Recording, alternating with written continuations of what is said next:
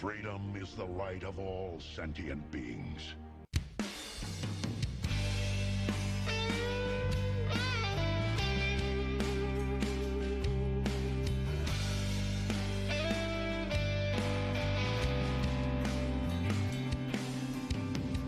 It's 3 a.m. and the sirens are going off. Another rocket attack.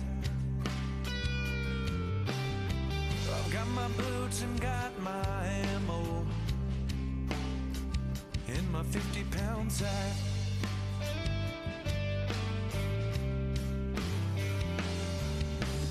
A 100 boys headed to war in this world unknown.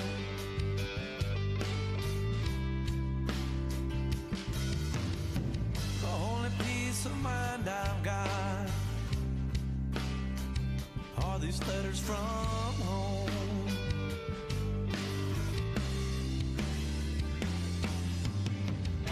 Another day has come and gone.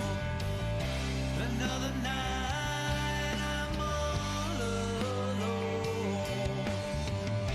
I didn't think I'd be this far out here. Out here in Kandahar.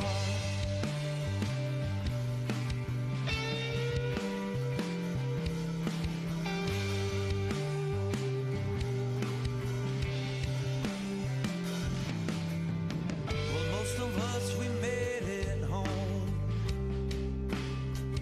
but we never came back.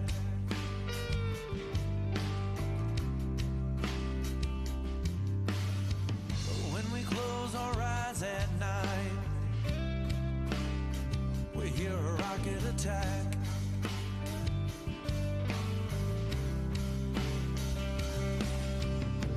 I've tried to talk and tell you about it,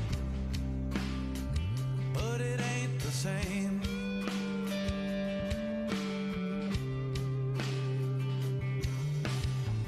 All these thoughts that run through my head,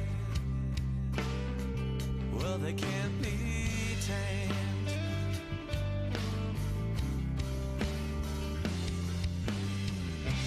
Another day has come and gone. Another night I'm all alone. I didn't think I'd be this far out here. Out here in Kandahar.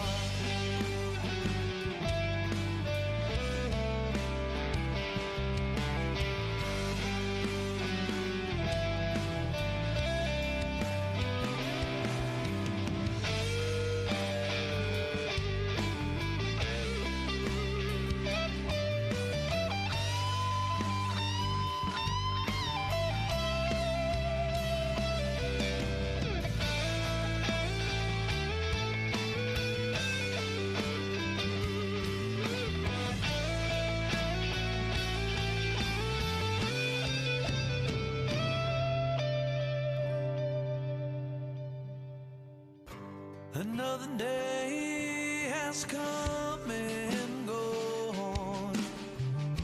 Another night I'm all alone. I didn't think I'd be this far out here. We ain't far from Kandahar.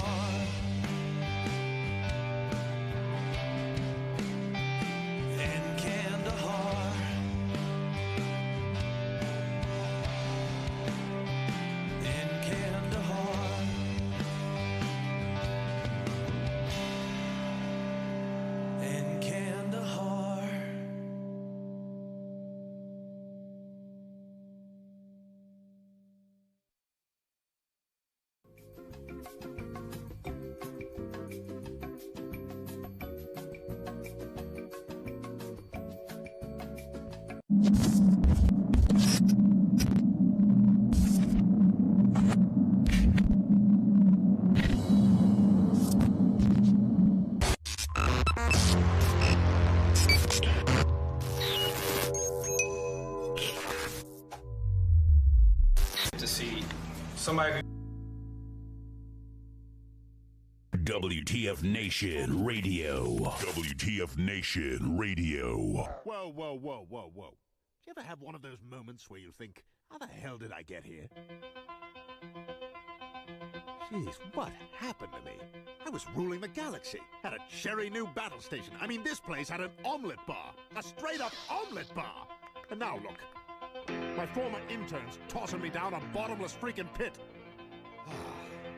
You know, come to think of it, my whole life has been a series of what the moments. That was my out. The voice of U.S. Army. WTF Moments. This is WTF Nation Radio. I looked my woman in the eye sockets. I told her straight out. I just said it, man. I said, bitch, I'm the man of the house. You said bitch, though. You called your wife a bitch. Yeah. This is a public service announcement from C.T. Fletcher. I will not contribute to the pussification of a nation. Get your punk ass out there and work for it, motherfucker. Let's roll.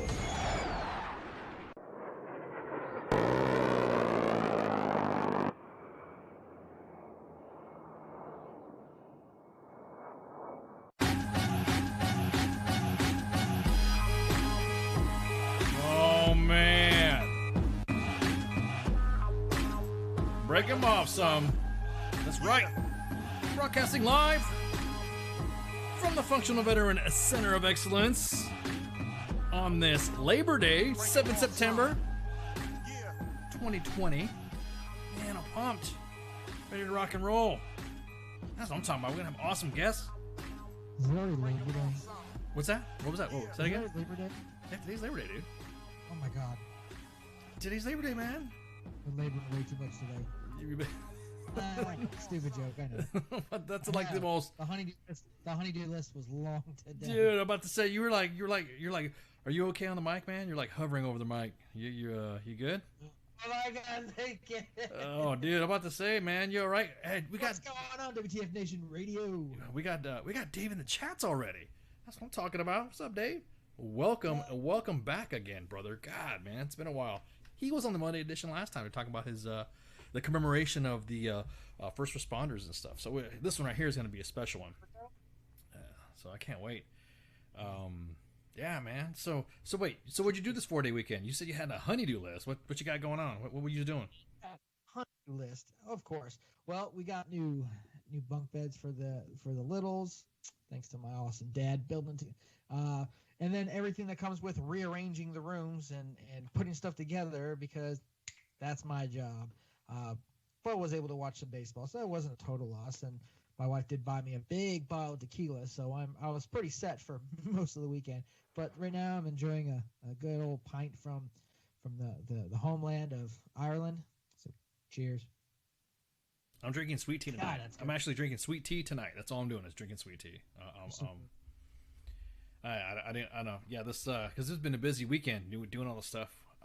Being the surprise guest, being Cosmo's surprise guest for CQ to launch off Friday Night Freedom. So yeah, it was. I'm going to do my best to avoid social media before another TikTok video. Oh my God, dude! Scandal or something. Just I can't watch and go, whoa. I mean, I'm gonna tell you something right now, man. What is, dude? What's up with the TikToks? What's up with celebrities? Hey, folks, you're not supposed to. DOD regulations or actually no. I have to refresh myself because I've been hearing stuff that the different services have different. You're not supposed to be using TikTok. It's especially in service, but everyone's deciding because of that one lieutenant who shall remain nameless because he's already had to meet the Secretary of the Army or something like that. But then there's another one that came out where these guys were talking with, I believe it was in Syria, looking for the porn star. Yeah, dude, Mia Khalifa. Yeah. And they're like, and I was like, oh my God, I saw it, and I just like, no, I'm just about to delete Twitter right now. Right, that's where I saw these TikTok videos. I see them on Twitter. I don't see them anywhere else. And just like, well, except for TikTok. Oh, I think I think what it is that don't get me wrong. There is nothing wrong and it's just me. If TikTok wasn't a Chinese method of collecting our information, as opposed to the American method of collecting our information, like a Facebook. I want an American to collect I want American. I want some Americans collecting my information. My information and use it for right to send me stuff and to make exactly sure anything bad or illegal. I want it to be true blue American. I want true-blooded American stuff to have. Right, that's right. I want that. Like when you talk on your phone and you are speaking about something, the next thing you know, it's on your Facebook feed. It's on a bunch of ads and all that. That's what I want to see. Like right now, just me saying stuff right now about TikTok, about all that stuff on your Facebook feeds will be on there. You'll be on there right straight up. You'll be on there. You'll see. Oh wow, you'll see TikTok. If I mention specific words or something like that, like red pandas, or WWF, the World, the Wildlife Foundation, or NASCAR. Stone Cold Steve Austin is a part of it. Yeah, that's WWE. Yeah, but if you mention stuff like that and you talk about it and you're talking amongst yourselves about all this stuff, then what you're going to end up happening is having an algorithm read up and say, oh man, I need to go ahead and tell Flash and Ice that red pandas and TikToks are where it's at. I want red panda TikToks now. Red panda TikToks, exactly. Now here's the thing. Again, I mean, think about it right now. All your information is already out there to begin with. I mean, if you want to promote yourself or you want to have a good time, what better way? We've gone down this trail before talking about all this stuff, but my biggest thing is that if it's TikTok and you're there having fun, having fun with your kids, or I know of old people that like to use TikTok and they just to kind of like clown around with their kids and all that, or to embarrass their kids actually. But this LT, we talked about it last week. This guy making Jew jokes and shit on freaking Holocaust jokes, I should say. Apparently, that was just one of many of his dark jokes. Yeah, so that's the new excuse of getting away with it. Because he's a douchebag. He's dark humor. He's a dark humor enthusiast that just got caught up in all the. Private Murphy said it right with the little good idea fairy. It's like, hey, screw your army career. You're a TikTok influencer. Is it our youth? Is it the younger generation of military leaders that are actually saying, what's the big deal? And the olds are the one that are just being. I mean, you work in the PAO field. What's been the feel on that? What's been the sentiment in your field of public affairs and strategic communications? What are they saying about this stuff? So when it comes to, I've been trolling around Instagram, Facebook, Twitter's kind of what I do. And when I look at, when we're talking about TikTok in general, a lot of people don't care. Like, it's whatever. If you want, there's plenty of people held, and the mill Twitter community, there's tons of pseudo influencers and some who actually are influencers. I mean, hell, I'm pretty sure Matt Best, who's one a well-known military influencers, who's probably got a TikTok of him just shooting shit in his underwear. But when it comes to this lieutenant altogether, everyone's against him. Like, even though there have been some weird, like, there was a petition that had something like 34,000 people sign it, trying to get him honorably discharged instead of like fully kicked out, which we don't know that's going to happen. Oh, look, red pandas. I'm looking at the chats. Yeah, I posted a red panda. Easily distracted by red pandas. They're cute and cuddly. But it's weird. I think everyone wants that 15 minutes of fame. I think everyone deep down wants, a little bit of recognition, a little bit of people to watch them. Hell, I mean, we have people watching us now, and I kind of think a part of it's just because I am a star. Watch me. Please listen to me. Yeah. So I think there's that sense, and I don't think being in the military deters that. I think they have a niche, and some people's niche are, hell, people have OnlyFans. If you don't know what that is, go ahead and look that up. But they wear there's military OnlyFan influencers. You see a ton of them on Twitter, and that's becoming a thing too. So I think it is. It's just kind of one of those. It is what it is. So I think we need to have mind yourself. Yeah, right. Mind yourself. I mean, if mind yourself, because if you act stupid, there's someone paying attention. Right. There's tons of people. If you think Army doesn't have a whole couple teams of social media folks that are just trolling around social media just to see what's up, I guarantee they do. I guarantee a lot of these big units, like 18 Airborne Corps, 3 Corps, and I Corps, USAREC. 5th Corps, Usurek. Oh, Usurek's got. They're looking for any reason. They got the Watcher. Any issues they might have with the brand. You can't mess with the Army brand. I mean, hell, a moose got taken down for what do you call it? She got taken down for a couple of months because Usurek Amuse. Amuse, not a moose. What the fuck is that? Amuse is fucking Amuse is amusing. Amuse. Amuse. You know, she got taken down for a couple of months for what?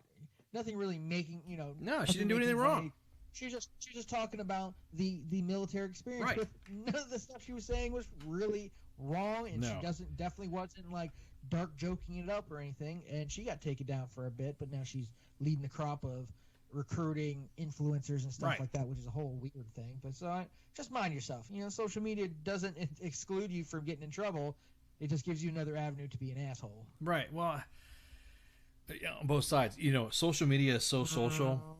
Social media is so social that individuals who are private, who don't like to have their business out in the street, will end up in my own inbox or my own like feed. Somebody will say, "Hey, did you check this dude out? Look at this guy doing blah blah blah blah."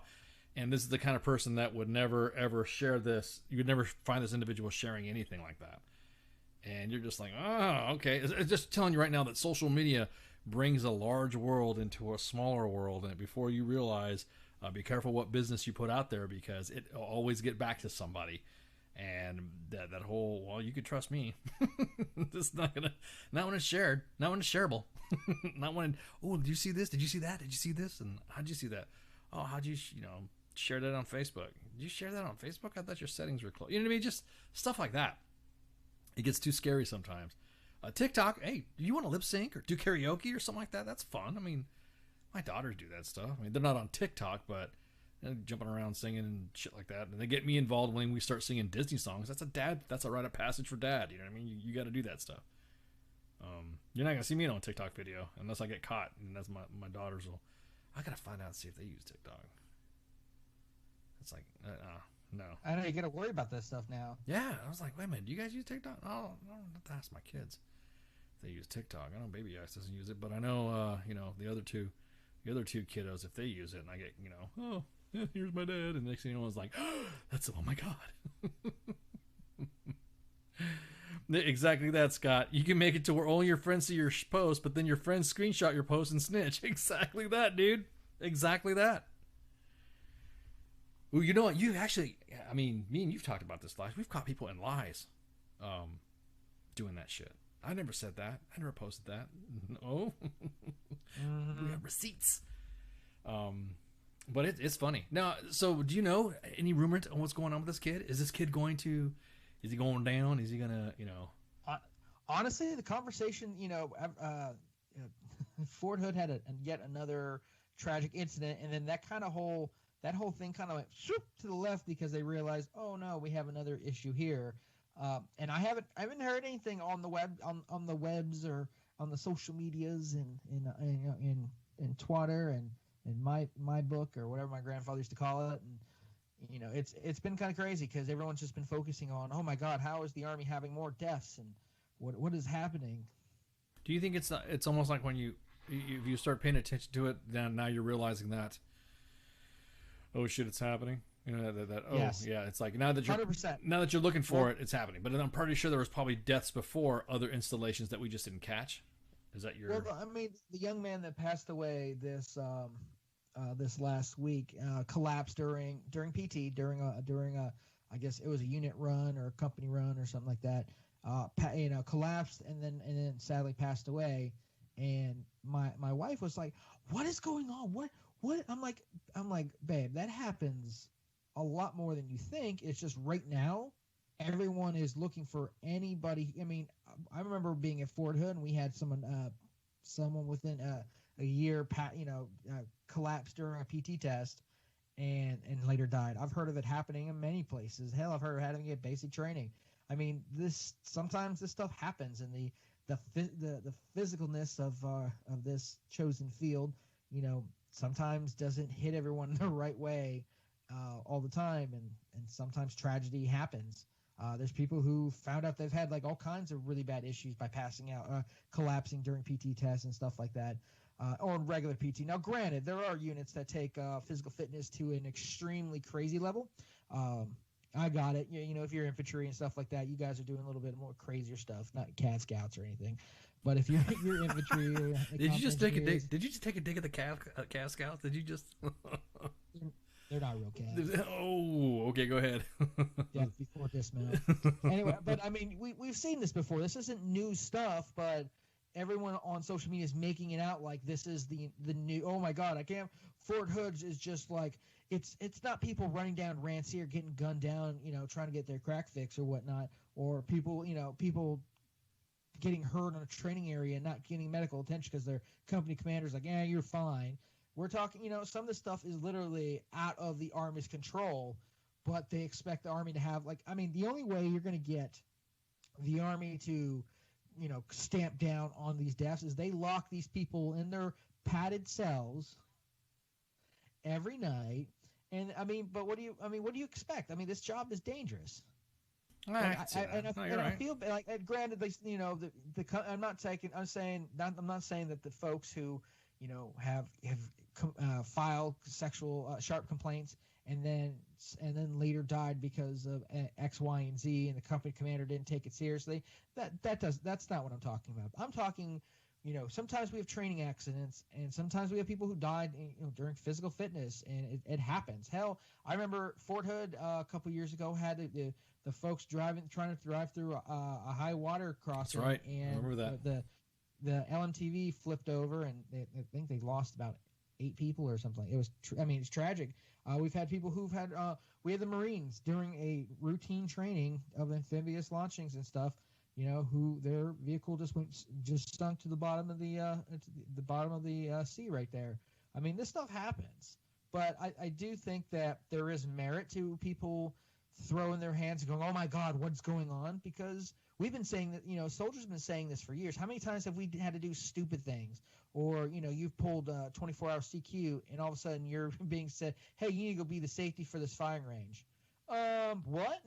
Right. I mean, yeah. how many times have you've I see that, yeah. No, you're bringing up a good point. It just there's a lot of people that are saying, because now it's become like we need to burn Fort Hood down now because Fort Hood has got some. I'm not saying that, I'm not excusing at all Fort Hood of what's been happening with, you know, with the recent. No, not at all. I think cases. a lot of the stuff has been very merited. Right. But I think some things that are happening at Fort Hood are, you know, I haven't seen anything additionally. I haven't heard anything that, you know, the soldier was like, you know, they were doing 10 miles in 100-degree heat, which is very possible in Texas. You know, they run a turkey run or something back and forth 10 times or something like that. You know, I haven't heard anything, you know, crazy like that. So I can't say that the command just, you know, lost their shit. I think sometimes, you know, as a God-fearing man, I do have a very bleak look on death, and sometimes I think it's just your time. Sometimes it's not pretty or special or heroic. I think sometimes you don't just go out with your family or in a blaze of glory. I think sometimes you just fucking die.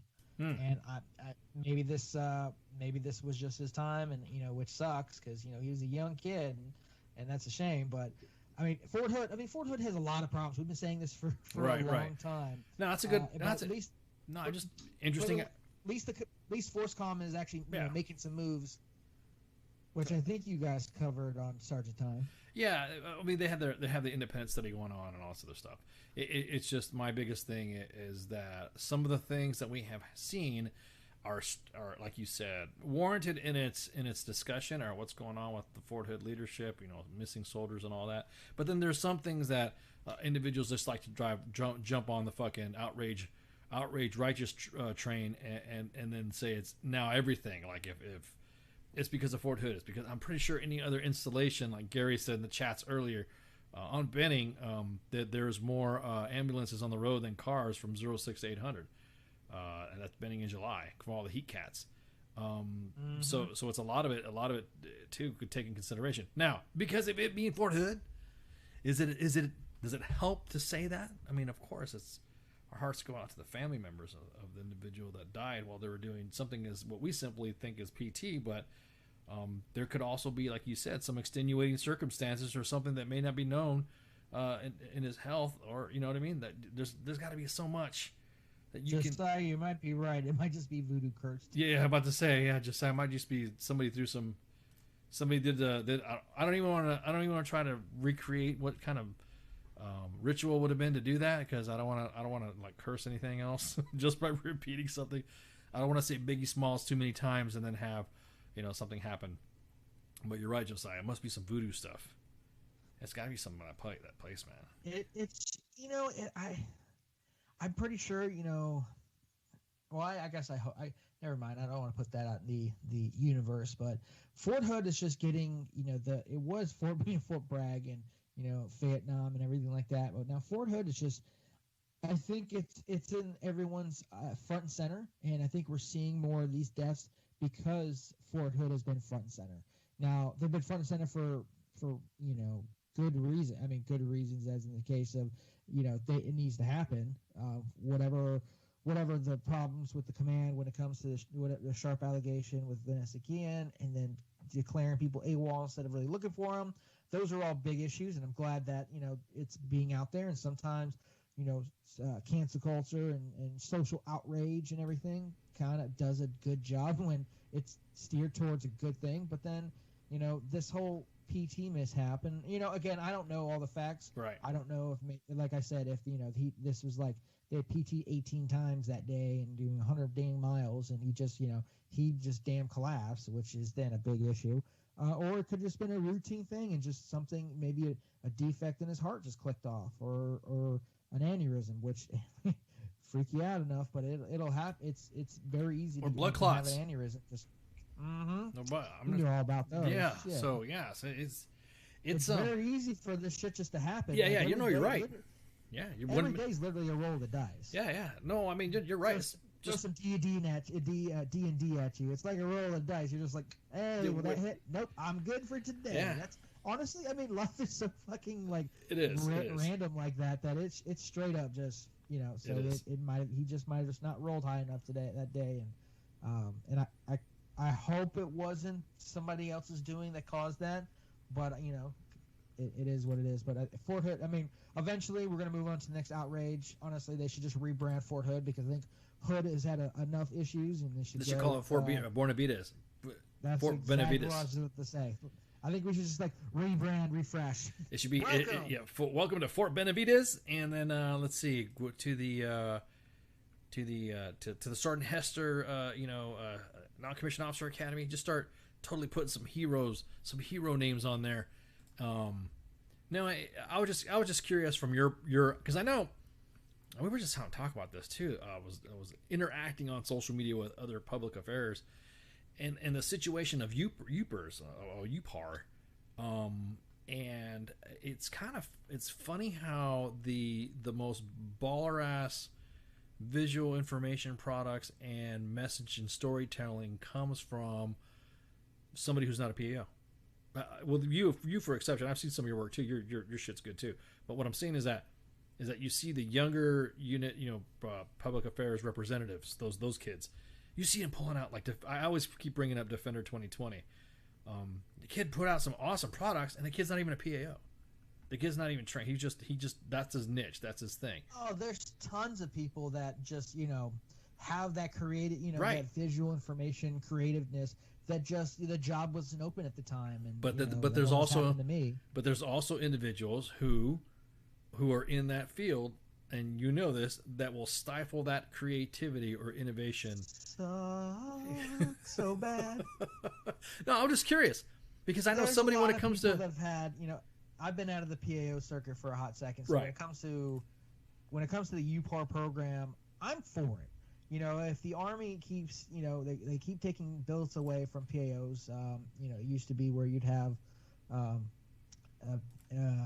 OIC, NCOIC, your broadcaster and your print journalist at a brigade, and you could do most things, but even then you'd want a UPAR, at least just a decent UPAR, just to know what was going on within right. the battalion, right? Because you can only do so much, and depending on your S3, you might want to punch someone in the face. I actually had a couple of really good UPARs, but out of 6 battalions, I only had 2 or 3 that actually, did their job and were, did what we asked and were good for them. But a lot of it depends on the command. You know, if the command is not backing it up because they just don't care what their, you know, the image and, you know, and showing people what they can do and, you know, hoorah and all that jazz. You know, the UPARs are usually some random ass lieutenant who just got the short straw, and it's kind of like, sure, hey, can you do a video off of this like 10-second second video I took off my shitty ass phone? Right. No, go away. But then you have UPARs that are like, hey, do you have extra equipment I can use? Hey, how do I do this? And Right. I'm like, hell yeah, let me teach you how to do. You know, there's people who have that drive, and I know the UPAR program has been, you know, ever since they merged 46 Romeos and 46 Quebecs, and they've cut billets in the brigade where it's just an OIC and NCOIC. So and that cut. So for Romeos and Quebecs, what are they? What were those two MOSs and what are they now? So the Romeo was a broadcast journalist. You know, they did, you know, like you see them at AFNs, right, doing the radio, doing television, right, doing video stories and stuff like that. You know, grabbing B-roll, right, turning into social media folks. And then you have the Quebecs, which were your print journalists. You did the print side, the photography. They got more pushed heavily to social media than the broadcasters. So it is kind of depending where you're at. But then, you know, the problem was that a couple of years ago we had where the career field was kind of low, so you had both sides having to do both things because a commander doesn't care, you know, depending on which level. A commander doesn't care what your MOS is. Oh, you can do that. It's a camera, right? You can do that. See, that's so does that? I know this is going into Sergeant's time realm right here, but isn't that what a 25 Victor does? 20. So it's a different mission. 25 Victor, also, you know, it's also known as a combat camera, a ComCam. Yeah. Their job is not for public consumption. Their job is more for his documentation, and they're more historians. So that's why they're out there, because they provide a couple of things. One, they provide some awesome footage and B-rolls that, you know, that they'll use for projects, and then 46s, if it's all on divots. 46s will use for projects and other, you know, anyone who has access to divots, including national, international media. And then they also can put together a B-roll package to send to the commander to give them a visual of what's going on in that AO, in that, you know, during this battle or whatever. They're able to get a visual, you know, visual look to the commander so they can make their assessment. So it's a different mission. Gotcha. Can 46s do the 25 job? I'm sure. Right. Can the 25 46s job? I'm sure. Oh no, it was just the separation. And that's just a curiosity about that, because they're the ones. It's like the older PAO MOSs, the older generation PAOs. Like going back to, let's go. I'm the whole roundabout to the whole conversation was about this TikTok thing, that there are some commands that would use some type of unorthodox type of medium to do unit storytelling, and then TikTok lieutenant comes up, and then all of a sudden the old school and also the old school guys. I mean, I'm kind of curious to see what Akpa said about using unorthodox methods of social media. I know we can't use TikTok on the DoD realm, but I'm just talking about like something that would be funny or something like that. Would Akpa come down and just raw, you know, this is you know, you can't do that, because it's the old PAO dinosaurs. I think is what's also screwing up our brand in the Army. You know what I mean? So I'd be interested. I might have to hit my contact to see if they're, you know, they have an answer on that. I don't know how much, you know, if Akpa is taking some kind of like, you know, passive approach, like, hey, you know, if we see it, you know, or, you know, it's just like, hey, you know, hey, let's send it up the chain and see what anything happens, or if they're actually going, you know, they're going down to, you know, finding that channel and be like, hey, you can't, you know, you shouldn't be doing this, you know, well, and stuff like that. Get your boy. Okay, because here's what I'm gonna dovetail into this. I'm gonna piggyback. Ooh, I just said that. You're gonna piggyback. I'm gonna piggyback. And we're talking about specific mediums, and I know this is this is also WTF. This is Monday edition, so you know WTF decides 2020 always is in and around the conversation during the show, because just in case we could just give you up some political notes right quick before we have our guests come on. Did you see what's going on with Cardi B and Joe Biden and Candace Owens? Look, we're gonna have to skip this one. I don't give a shit. Oh my god, I don't. Between the president's press conference today, right, and like, look, Joe Biden wasn't there to get votes. Joe Biden was just being creepy. I'm just gonna put that out there. You think so? Shit. It's Joe Biden. He man, I don't even want to be like in the same state as him, because I feel like he's gonna like sniff your hair. He's gonna touch you. Like, that's. But yeah, I mean, Candace Owens, who's a I guess the best put, a conservative mouthpiece, and Cardi B, the rapper.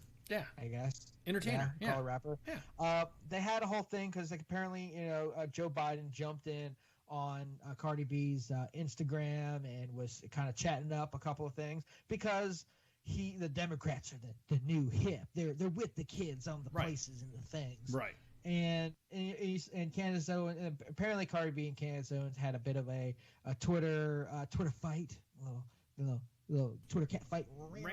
Yeah, exactly. Going back and forth. I think, can we say Twitter cat fight on? I don't want people gonna like start shitting on us when we say, "Oh, they said cat fight." What do you only? Go ahead. I'm sorry. Go for it. Twitter fight. But pretty much going back, I guess Ben Shapiro, when Cardi B's latest song. WAP. WAP. Yeah, people were like different. People had pronounced it different. I say you might want to say WAP instead of WAP, because WAP might have a little different connotation. My daughter was on. My oldest daughter was, and she's like, "Hey, Cardi B has a new music video." I went, "No." I was like, restricted. Yeah. There you go. Restricted. Ben Shapiro, another conservative mouthpiece, pretty much did a word for word reading, like not a Shakespearean reading, but like a Civil War reading, like how we do. Because some of the lines, like if you read it without the music and her and everything, it's like wow, we're there in this culture. Rock on. But Candace Owens, saying that Ben Shapiro was right, and that her music and platform contributes to the integration of Black culture and values. And I guess she tagged herself in a video. She put up a video of her kind of talking about it. Cardi B, snatched back about her. We're in an area where Afro-Hispanic gay couples can't be, are being harassed by Trump supporters, and this is the kind of America that Candace wants. And then Candace hit back, and pretty much your music sucks, and you're all leading sheep down the path that they can't discover success. Pretty much, it was a bullshit back and forth, mostly because Joe Biden stepped in there, and Candace Owens thought that was pretty ridiculous, and then Cardi B snapped back. And well, I think what it was is that a lot of it too is that they're talking about. I guess she went on and talked with Joe Biden, and Candace Owens felt that wasn't worth, to quote that an illiterate rapper isn't worthy of interviewing Joe Biden, and so there was. About that, I don't know if she's not worthy. Well, good point. I think if anyone's worthy to interview Joe Biden, Cardi B would be up there, because who the hell wants to talk to Joe Biden? He might forget and start yelling at you. Well, he might. Well, he probably will forget questions that you already asked or answered. My biggest thing is that when I heard not worthy, when someone says they're not worthy to interview, I almost can kind of. I'm not saying I'm right there with Cardi B, but I'm just saying that there's a lot of individuals that said we weren't worthy to have generals coming on WTF Nation Radio and U.S. Army WTF Moments. The people that you're not worthy. You're not militarily, professionally, in your conduct, and have the gravitas to be, when it comes to military affairs, you guys are uneducated. We've received a lot of hate mail, and how dare you, like that Greta Thunberg chick. And I enjoy that more than my whiskey and my beer. But we do get reading that hate mail. Oh my God, the hate mail! Yeah, you've seen it. The hate mail is just, how dare you? You're not worthy of having. I mean, we've literally the same thing that people have been telling Cardi B about having Joe Biden on is the same thing that we get told about having generals on, or senior level staff members, or vice presidential candidates. or her having an entertainer like Dave Bray coming on. People are just like, who do you think you guys are? You guys can't do that. You're not part of that. And I'm thinking that's kind of like a little disingenuous to say that. She can have. I mean, Joe Biden can speak to whoever she wants, and I know it could be a futile attempt for him to try to connect with her, her audience or her followers. I guess I don't know. But my point being is that it's kind of, hey, anybody that wants to come on and join us on WTF Nation Radio, and then we see it. The hate mail. What was the latest one? We're trash. The one was WTF. I'm gonna read this right now. WTF Nation Radio and U.S. Army WTF moments are trash. They're homophobic, transphobic, and racist. They're worthless. Oh, we're back on the transphobic thing again? No. I'm just some of the old stuff, some of the old shit that I'm reading. WTF Nation Radio and U.S. Army WTF moments. I cannot believe they're even on the net. Another one was how can flag officers come on to this when there are other professional forums to be speaking of? So I kind of like thinking like, dude, what's up with that? Why you know what I mean? Why are you hating on the hating? They don't hate us because they ain't us. Well, again, I kind of feel when someone says like I'm not saying I'm a fan of Cardi B's music. I like all music. Don't get me wrong. I just might not be my taste. Some of the music that she sings or some of her videos, I kind of laugh at, or her little motions that she does, or when she's trying to be funny, I do get a giggle. It doesn't bother me any. But my point being is that when you start saying that nobody is not worthy of having somebody on or talk to, it's the American constituency. They kind of, I don't know, everyone gets an opportunity to speak to anybody, especially if they're elected officials. We got told that we were not worthy of having a vice presidential candidate or a presidential candidate shoot the shit with us. We've already had 4. And so kind of like, oh, all right. No, we're not versed in politics, Flash. Are we not versed in politics? I mean, are we not? Are we worthy of politics? No, definitely not. But we talk about it anyways. You know why? Because we have a First Amendment right. We have a God-given right. Right. Exactly. You're damn right. You're damn right. WTF Nation Radio. We don't give a shit what you have to say. That's why we have a platform. And there's a number. Anytime you want to call and bitch, feel free. Yeah, Stefan said working in the tech industry is having to deal with a wireless application protocol. That's what WAP means. That's what, you know what? Being a geek, I kind of thought the same thing too until it was broken down to me what that meant. So there you go. That was broken down to me. I was like, oh, okay. Well, that shit's funny. That just think it's funny. I mean, just whatever. But again, it's the good hit there, Gary. Professional forums don't reach out to the soldiers, and if you're afraid to step into a smaller forum, you have something to hide. Exactly that, Gary. That's why That's why I stepped out. That's why I went public, is because they went into our realm. Now it's our time to. And we'll probably have more than likely, and I'm predicting within the next year or so, we might have some other WTF admins popping out and showing their faces. I can't wait. 2021. If you thought 2020 was a dumpster fire, wait till 2021. 2021 happens. Too soon. Oh God, I hope we can just get to 2021. I just want to get. Every day, just trying to trudge towards that new year. I just want to get to Thanksgiving. I just want to get to Thanksgiving and survive. Please give me Thanksgiving. Right. But anyway, so now I was just curious about that whole social media thing, because I know, that TikTok lieutenant, is going to have the public affairs world have like a knee-jerk reaction. I know the older ACPA people would fucking whoa. When I reach out to ACPA people, they like whoa. There's a probably like gut reaction. Oh God. There's units that are moving into different platforms like Pinterest and shit like that, and I don't know what's going to happen with TikTok. I know we're still waiting to hear back whether that American company is going to actually end up buying it. That's right. I heard about that. If it'll end up being kicked out of the U.S. and Reels, which is a part of IG, which is pretty much TikTok in IG form, is going to kind of take over or what. But all I know, social media is it's the Wild West. Everyone tries to put rules down, but guess what? There's really no way to really catch anybody until they finally get that one screenshot and share, and that's all it takes. But right. Hey, Right. Just be, be careful what you do. Don't be stupid out there. Don't ruin a career to try to be 15 minutes of famous because you're gonna lose. There's an actual following to save him from any trouble already. Yes, there's actually a petition on change.org or something like that. A whole change.org. Don't. Which I'm just, please God. I'm like, I don't care.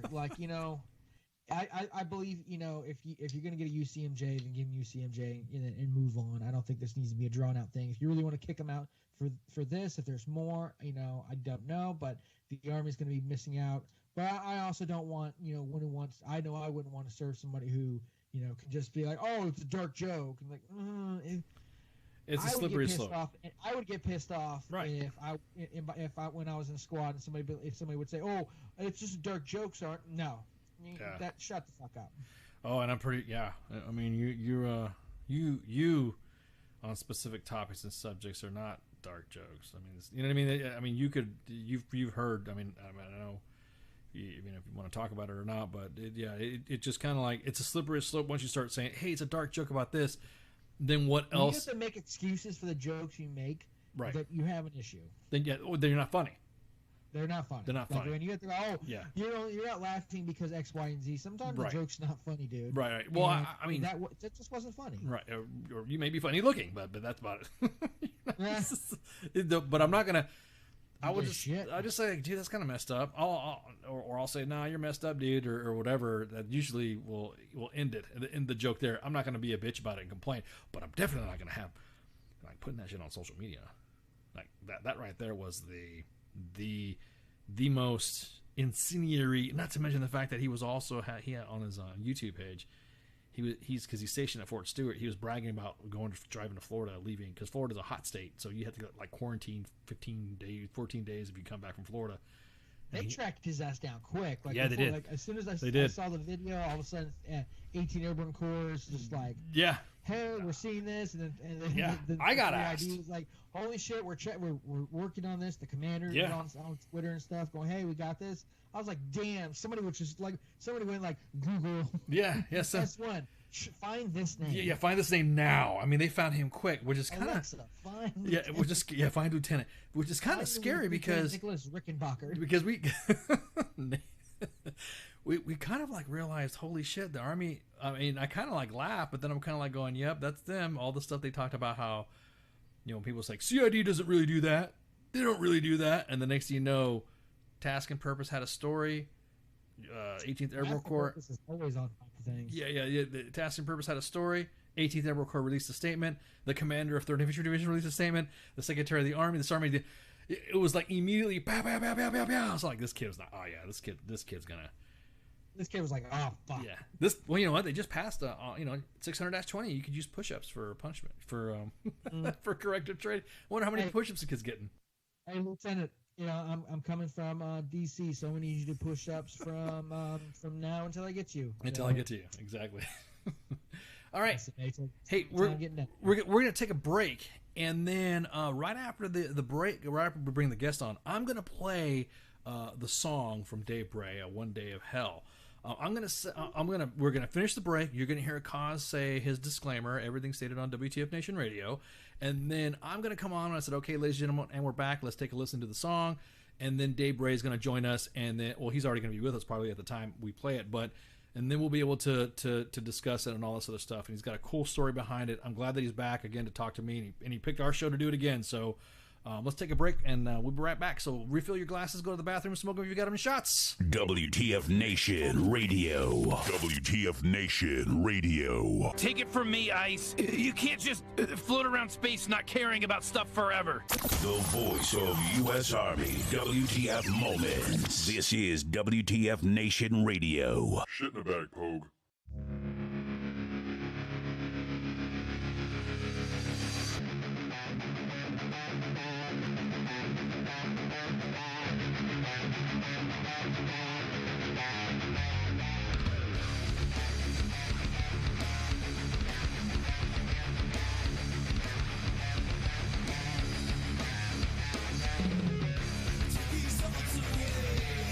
Nothing feels the same. Left it all behind.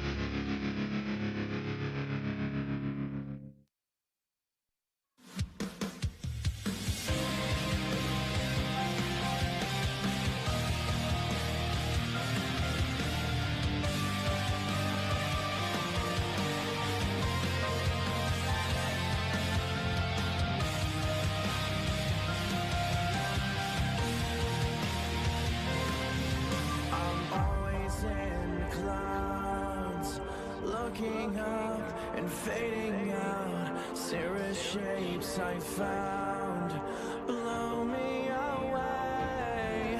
Van Allen right around, pushing through. Skin is brown. Nature has us trapped in fear, so I get lost in sound. I wonder if you'll ever know why I am the way I am. I've been thinking a lot about time and space surrounding. Is there anyone who is thinking like me? I've been thinking a lot about life is never ending. Is there anyone who is thinking like me? Constellation theme, mapping stars they're meant to be. Geminis are free of suicidal kings. This misty maze of me, so obvious yet never seen. Feeling though the fog will lift to find me lost at sea. I've been thinking a lot about time and space surrounding. Is there anyone who is thinking like me? I've been thinking a lot about life is never ending. Is there anyone who is thinking like me? Myself and I am so lost, it's beautiful, far away from life. But I want your visceral feeling to be mine. Oh, I just don't get it. When will your heart beat with my mind? I've been thinking a lot. I've been thinking a lot about time and space surrounding. Is there anyone who is thinking like me? I've been thinking a lot about life that's never ending. Is there anyone who is thinking like me?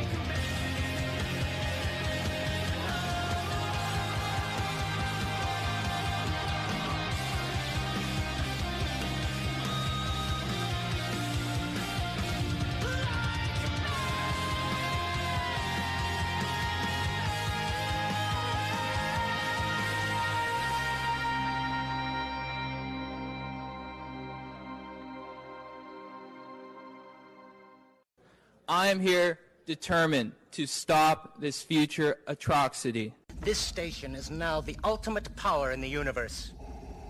I suggest we use it. The voice of U.S. Army, WTF Moments. This is WTF Nation Radio. I find your lack of faith disturbing. Everything stated on WTF Nation Radio is to be considered the opinion of the person that stated it, and not an official representation of WTF Nation Radio or U.S. Army WTF Moments. Price does not include tax, title, or license. Some assembly required. Each item sold separately. Batteries not included. Objects in mirror are closer than they appear. If conditions persist, contact a physician. Individual results may vary. Keep out of the reach of children. Avoid prolonged exposure to direct sunlight. Keep in a cool, dark place. And please enjoy the show. Shots. All right, and we're back. Okay, so like I said before, we're going to go ahead and play the song.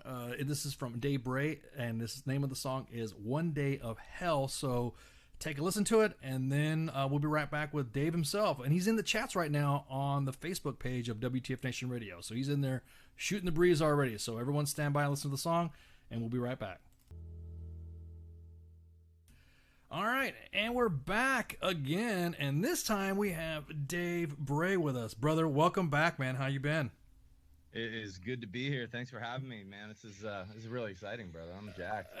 I not only, God, it's been a minute. I mean, the last time you were on here, you were discussing your commemoration and paying homage to the first responders. But this right here, man, this is like I was telling you earlier. I was hearing this, and this is something you were talking about working on, anyways. But I was just, God, man, this hits me in the feels, man. I'm telling you. Can you give us a backstory of how you came up with this track? Yeah, man. So the song's called "One Day of Hell," 9/11. It's available everywhere. You know, you can download music, and also I'm in the Facebook chat room if anybody has any questions over there. And this song was brought to me by Christy Renfro. She's the daughter of the late Tommy Renfro. He was a country music recording artist. He played with George Strait and a bunch of other guys on the circuit back in the day, and he had done a little recording of this song right after 9/11, but passed away before he got the opportunity to really lay it down and get it done right. And, you know, being given this opportunity at first, because of how country it was, I didn't want to, and how pure it was. You had a little listen while we were in the break, how pure that song was. And I was like, man, I don't want to mess with this. This is like a family heirloom type thing. And so I decided to start messing with it a little bit. And I went down the rabbit hole, man. It's got a chorus on it. It's got, you know, right. Hammond, you know, organ. It's got multiple tracks. I just wanted to go so far polar opposite of what Tommy had done and make it as big and as huge as I possibly can, because the song deserves it, and the memory of those people that died on that day deserve it. Now, the small version that the part that you played, it hit you, man. It really. Did you want her to do a complete cover of it, or did you just want her to change it up, or did you just want to just leave it alone? Because I'm surprised you didn't give me that track to play first. Yeah. Well, that tells the story, and it was so, like I said, that it was just him and his guitar, super pure, super raw, and hearing Tommy sing it just beautifully and play it beautifully. Again, I knew that I couldn't give the justice to do the same thing and just do a Dave Bray version of his song. So I did a full-on Dave Bray USA version, right. Bring all the chariots and all the horses, you know, all the king's right. men, so to speak, and exactly. and really do it as big as I possibly could, because there was no way me going as soulful as Tommy. There's no way to pull it off, but it's a great song. Oh, no, it is. You know, like I said earlier when we talked about this, I feel like it happened last week.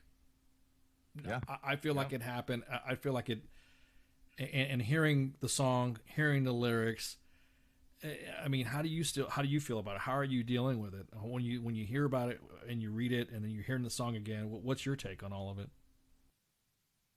Well, like you said, I mean, it's one of those.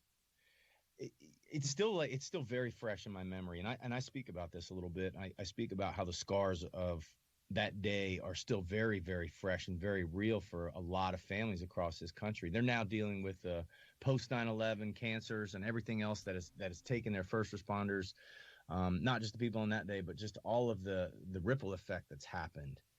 And I looked at that and I was like, you know, it's hard to watch every single night on TV a bunch of people that probably, I would say about 80% of those kids either weren't around or don't remember 9/11, have no clue, absolutely no clue of what it felt like to wake up on that Tuesday morning and realize the entire nation had just full on shut down in a way that wasn't COVID. It wasn't masks. It wasn't essential workers. It was everybody, full stop. This is the Titanic, you know, we're going down. And nobody knew what was coming next. We didn't know if it was going to turn into a nuclear issue. We didn't know what the retaliation factor was going to be. We didn't know really anything. And as a nation, we stood on the, you know, literally sat at the edge of our seats watching this news cycle that continued to just grow elementally. You know, once one tower got hit, nobody thought two towers were going to get hit. Once two towers got hit, nobody thought the Pentagon was going to get hit. Nobody thought there was going to be flights coming down. And then once they were hit, nobody thought for 1 second that those towers were going to fall. Right. Nobody thought for 1 second that they were, you know, all these firefighters, they had firm, you know, thoughts to say, you know, the structure of this building, you know, they got engineers and everybody on site all saying, no way can it fall. It's all externally supported. There's no possible way. And then they came down. And it's like time stopped for us. You know what I mean? Nobody knew what to do. And there was anger and rage but we didn't take to the streets and burn shit. I mean, we all stood united. That's the point of the song. We all realized, holy crap, we're under attack here in a bigger way than any of us ever expected. That unity that it shouldn't, like you said before, it shouldn't have taken a freaking tragedy to have unified, the American people. I mean, we should have stayed that unified.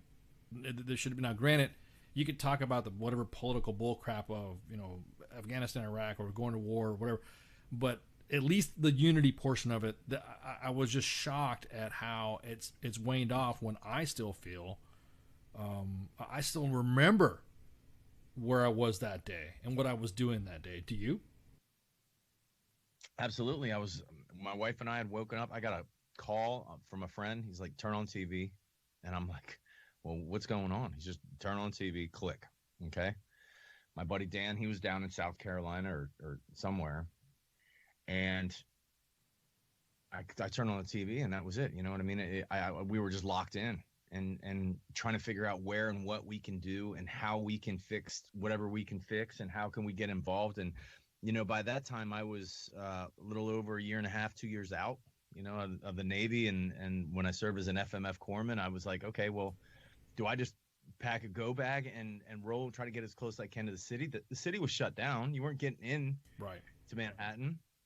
So it was this sort of just anxious, waiting, this nauseous waiting of, okay, am I going to get a call back? Are we going to war? Is this something else? Is more coming tomorrow? Nobody knew what to do. And it made a lot of things look like very insignificant at that point. And I think that's why unity out of necessity sort of happened. We, the people, realized, holy shit, we do live in the greatest country on the planet Earth, but look how fragile. Yeah. Look how quickly it can all come crashing down. And that's been my sort of element behind this song, was to say, okay, how do we write a song that talks about that day and yet brings everybody at the end of it, first off, as a reminder, right? Write the song, remind everybody what happened. But how do we get people back? How do we get America back? Right. How do we get these kids to realize, wait, and I hate to say that it's going to take a tragedy or a catastrophe for them to wake up, but they're on the other end of the spectrum. They're not even trying to be civil. This is a complete civil disobedience across the nation. It's based on lies. It's based on propaganda. It's based on media. It's now become pop culture, which is the worst kind of media, and it's disgusting to watch. But how do we wake them up? And I have a pretty firm warning for anybody that experienced 9/11. I truly believe in my heart, I 100% believe in my heart, if this nation doesn't do a 180 and take some self-reflection and look at what we have and what we could potentially lose, then what happened on 9/11 is going to look like a practical joke in comparison. Oh, and that's it's coming. Yeah, I believe it's coming. If we don't fix where we're going right now, definitely, we better put it all in check, because it'll be across the nation. It'll look like a joke, and that's what scares me for my kids and my boys. Yeah, you were saying about it.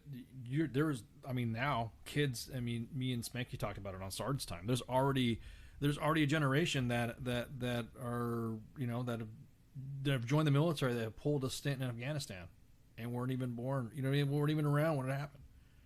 Right. And I'm just like, you just think about this shit, and I'm thinking, you're right. My biggest thing is that, we could talk about. This is an awesome philosophical thing too. How did we get this way? What was it that made us go from? And I'm not talking about the political shit, but I'm talking, where did we go in society where we just forgot about, like, that fragility that you were talking about, to all of a sudden say, we don't, whatever. And us, we were there when that shit happened. You need to wake up. And now they're calling us boomers. You know what I mean? for doing it. Well, I think I take a pretty philosophical stance on a lot of things, and I think I have, some answers for that.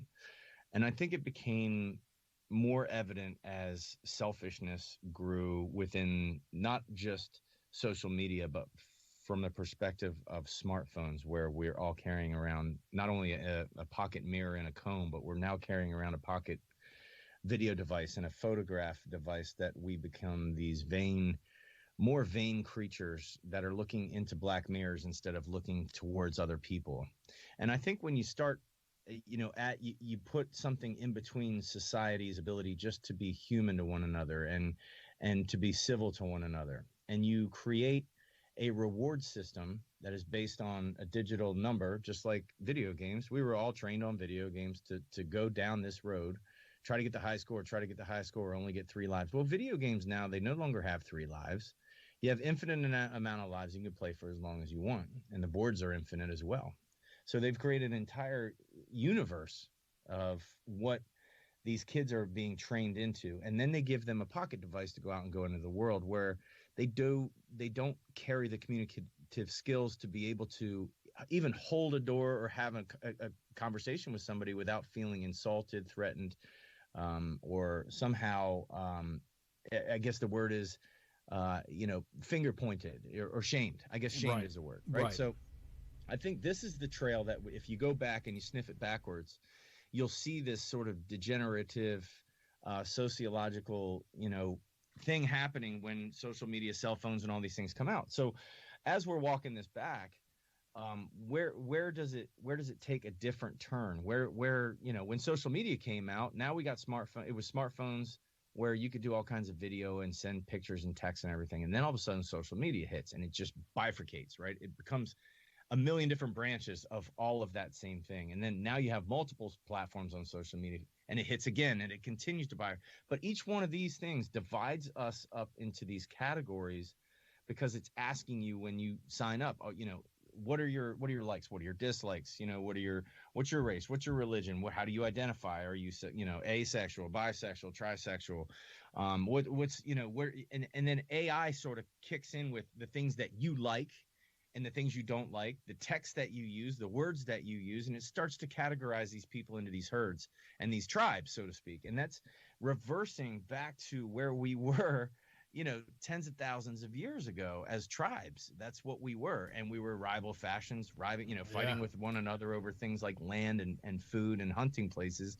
Now we're just fighting over what we believe and how many likes we can get. And these children that are raised honestly in attention deprived households, homes with zero attention just being given to them, as they are raised, they'll take any attention they can get. So a like on a post is attention, and it's a dopamine hit. Thank you. That's an internal thing. So it's become physical, and the relationship between our digital world and our physical world is slowly that bridge is getting more narrow and more narrow each and every day I feel that goes by.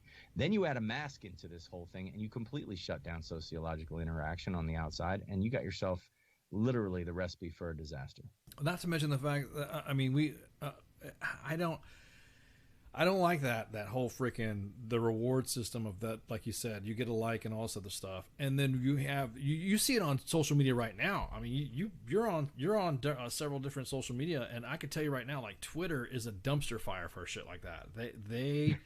You have swayed back and forth, and it's just something that could be as innocuous or as innocent, or just not just a simple, just you liking something. You, Dave Bray, could be liking something, and the next thing you know, oh, Dave Bray sings patriotic music. He hates everybody. And literally, it was just for you liking something, or you saying haha, or you know what I mean, just something as small as that. And you're right that there is some tribal instincts to where then. There is nothing wrong with being who you are. There's nothing wrong with defending what you believe in, but there's everything wrong in shitting on somebody for countering against it. It's it's not going to kill you for Dave Bray or Ice to disagree with you. It's not going to be a big deal for you to disagree with us. We're going to sleep good. Don't worry about it. You can be pissed off or not like, but there's this tribal cancel culture that's so bad that they'll try to drum you out of existence just because you said haha. You know what I mean? Right. But imagine every morning when you wake up and see like, okay, well, what news media did we get? What national news coverage did we get? Yes, Portland made it again. High fives. Let's get back after it tonight. Where's the next row of business? Right. And that's it. That's the reward system. And that's what I mean by the escalation of the reward system is, at first those 5 likes make you feel really good. But then after a while, those 5 likes don't really mean anything to you. You should have gotten 10. And then you just keep going down this road until it's not about it's whether or not we got virality out of it, every single thing that we've done. And that's the eclipse of what yesterday's news is continuing. Is like, how do we eclipse what we did then? Okay, it was Molotov cocktails, or it was fireworks. Now it's Molotov cocktails. Then what's next? And this is the problem. Well, there's already what's next? Yeah. There's already an escalation. You had that one guy that was killed in Portland already. You have individuals getting shot. That one kid in Wisconsin. That it's already escalating to where people are getting killed on both sides, of course. Just because of that, it's almost like it almost seems like the incitement that's what they're craving. They're loving. They're like getting off on the incitement. You know what I mean? Exactly. Well, they're having a damn good time doing it. Yeah. That's the thing. They're having a great time. I mean, not that I'm an anarchist, but setting fire stuff is kind of fun. I like to burn piles of skids and big old brush piles. Exactly. You know what I mean? Come on, you grow. Yeah, wherever you've grown up, or you take some trees down. Yeah. I use a flaming arrow wrapped in some Vaseline gauze to ignite it. Okay, I'm not saying that didn't happen at some point. You did hang out with Marines. You did hang out with Marines. Or two. But my point is, watching stuff burn is another one of those ancient things. Mankind, that was one of the first entertainment sources, and here we are now, exploited to the utmost, to the absolute utmost. To watch these cities burn now is becoming what is sadly informed, entertainment. And it's these people are having a damn good time burning these cities down. And until the people in the cities are going to join either forces with law enforcement or take matters into their own hands, it's going to continue to happen. It's going to get worse. You're talking about mankind, and I'm probably going to get a bunch of crap for this, but I think there's a lack of male role models out there, because a lot of them that you're seeing, like you said, these are attention deprived individuals that have never gotten attention in their lives, and now they're on freaking Twitter or whatever, Insta, whatever, and now everyone's throwing all the millions of likes for them burning a cop car. Right. And right. I just don't think that. I'm not saying I'm all about corporal punishment, but I just think some of these little shits need their asses not beat, but spanked or disciplined, or else they wouldn't have been like this. Now, of course, that's my take. I mean, everyone else would be different. Well, maybe you should talk about counseling. Hey, look, there was nobody that was there to stand in front of these young men, because a lot of it I'm seeing is a lot of dudes. I'm not seeing any women throwing Molotov cocktails right now. I'm not seeing any women that are that are shooting each other. All I'm seeing is some little kids that are hanging out with somebody who probably they should be hanging out with, and their followers. And I just think that the man. I mean, I don't even know how to come across that without everyone getting pissed off, but I don't care. It's just there's a manly. I would say there's a male role model to this. We were talking about this when I used to do the Manly Minute back in the day. We need men. The do what's right. Well, hey, it's don't be an asshole. Respect each other. Do unto others. Whatever golden rule, whatever deity you believe in. But damn, dude, this shit's pissing me off too. You know what I mean? I'm just like, what the hell? Well, and you bring up a good point. The demasculization of the American male will yet again be the downfall of a long-term existence. You got my buddy Matt Clear is one of these classic guys. I mean, he's alpha to the bone, but this dude gets on social and he's like, all you little pansy asses out there with no upper body strength, and you think that you're a badass. You're gonna learn some hard lessons, but it's the truth. And you can't be a masculine role model anymore in this nation. You can't. Right. If you are, you're shamed and you're a racist, just like Donald Trump was a masculine. I mean, he's a masculine president. He's not a candy ass. Well, he's your daddy, and he's coming home, and if you don't have the house squared away, you're gonna pay for it. And people, I'm telling you, kids these days have never been beat. They've never taken an ass whooping. They've never had their hands put on the glass outside of a 4th, 5th, 6th, 7th grade room and whapped a couple times with a paddle. And it's a problem. It really is. It genuinely is a problem that you don't have A, accountability, B, the ability to even be a masculine role model without being shamed by the feminine culture. It's a dangerous slippery slope. It is. And not to be able to be men. It is. And when you want to integrate and push the the women are equal thing, listen, absolutely. But there's a certain place for a man and there's a certain place for a woman in this country and in this world, and you have to give each other space to do what they need to do if we're going to raise the next generation properly. And that's simple. That's simple. You're born with that knowledge, right? Everyone. Exactly. Well, I look at it as the, I look at it as the generation of men that I want to raise for a more prosperous future for my legacy and our society. He's going to be taught man things. And now, what I don't like is when, like you just said, you always hear on social media, or you always see on social media, that all men are trash. All men are this. Men are doing this, and men are doing that. But you're never hearing about the fact that there are guys that are out there trying to do what is considered manly, but get shit on for doing it. And that, I kind of clench my fist at that and just kind of grit my teeth. And I'm like, I'm going to go ahead and step off. I'm going to raise my son to ensure, the values that I've been raised with. Veteran dad. I've been in the military for almost 30 years. Whatever, you can imagine that how I feel about that. I'm not going to jump in or feel guiltified or feel guilty for me telling my son, this is what you should do as a man. This is what you should do to provide. This is what you should do to, you know what I mean? You're a gatherer, you're a hunter. They're just instinctively, like you said, that goes back thousands of years, that men do. It's in our genes, man.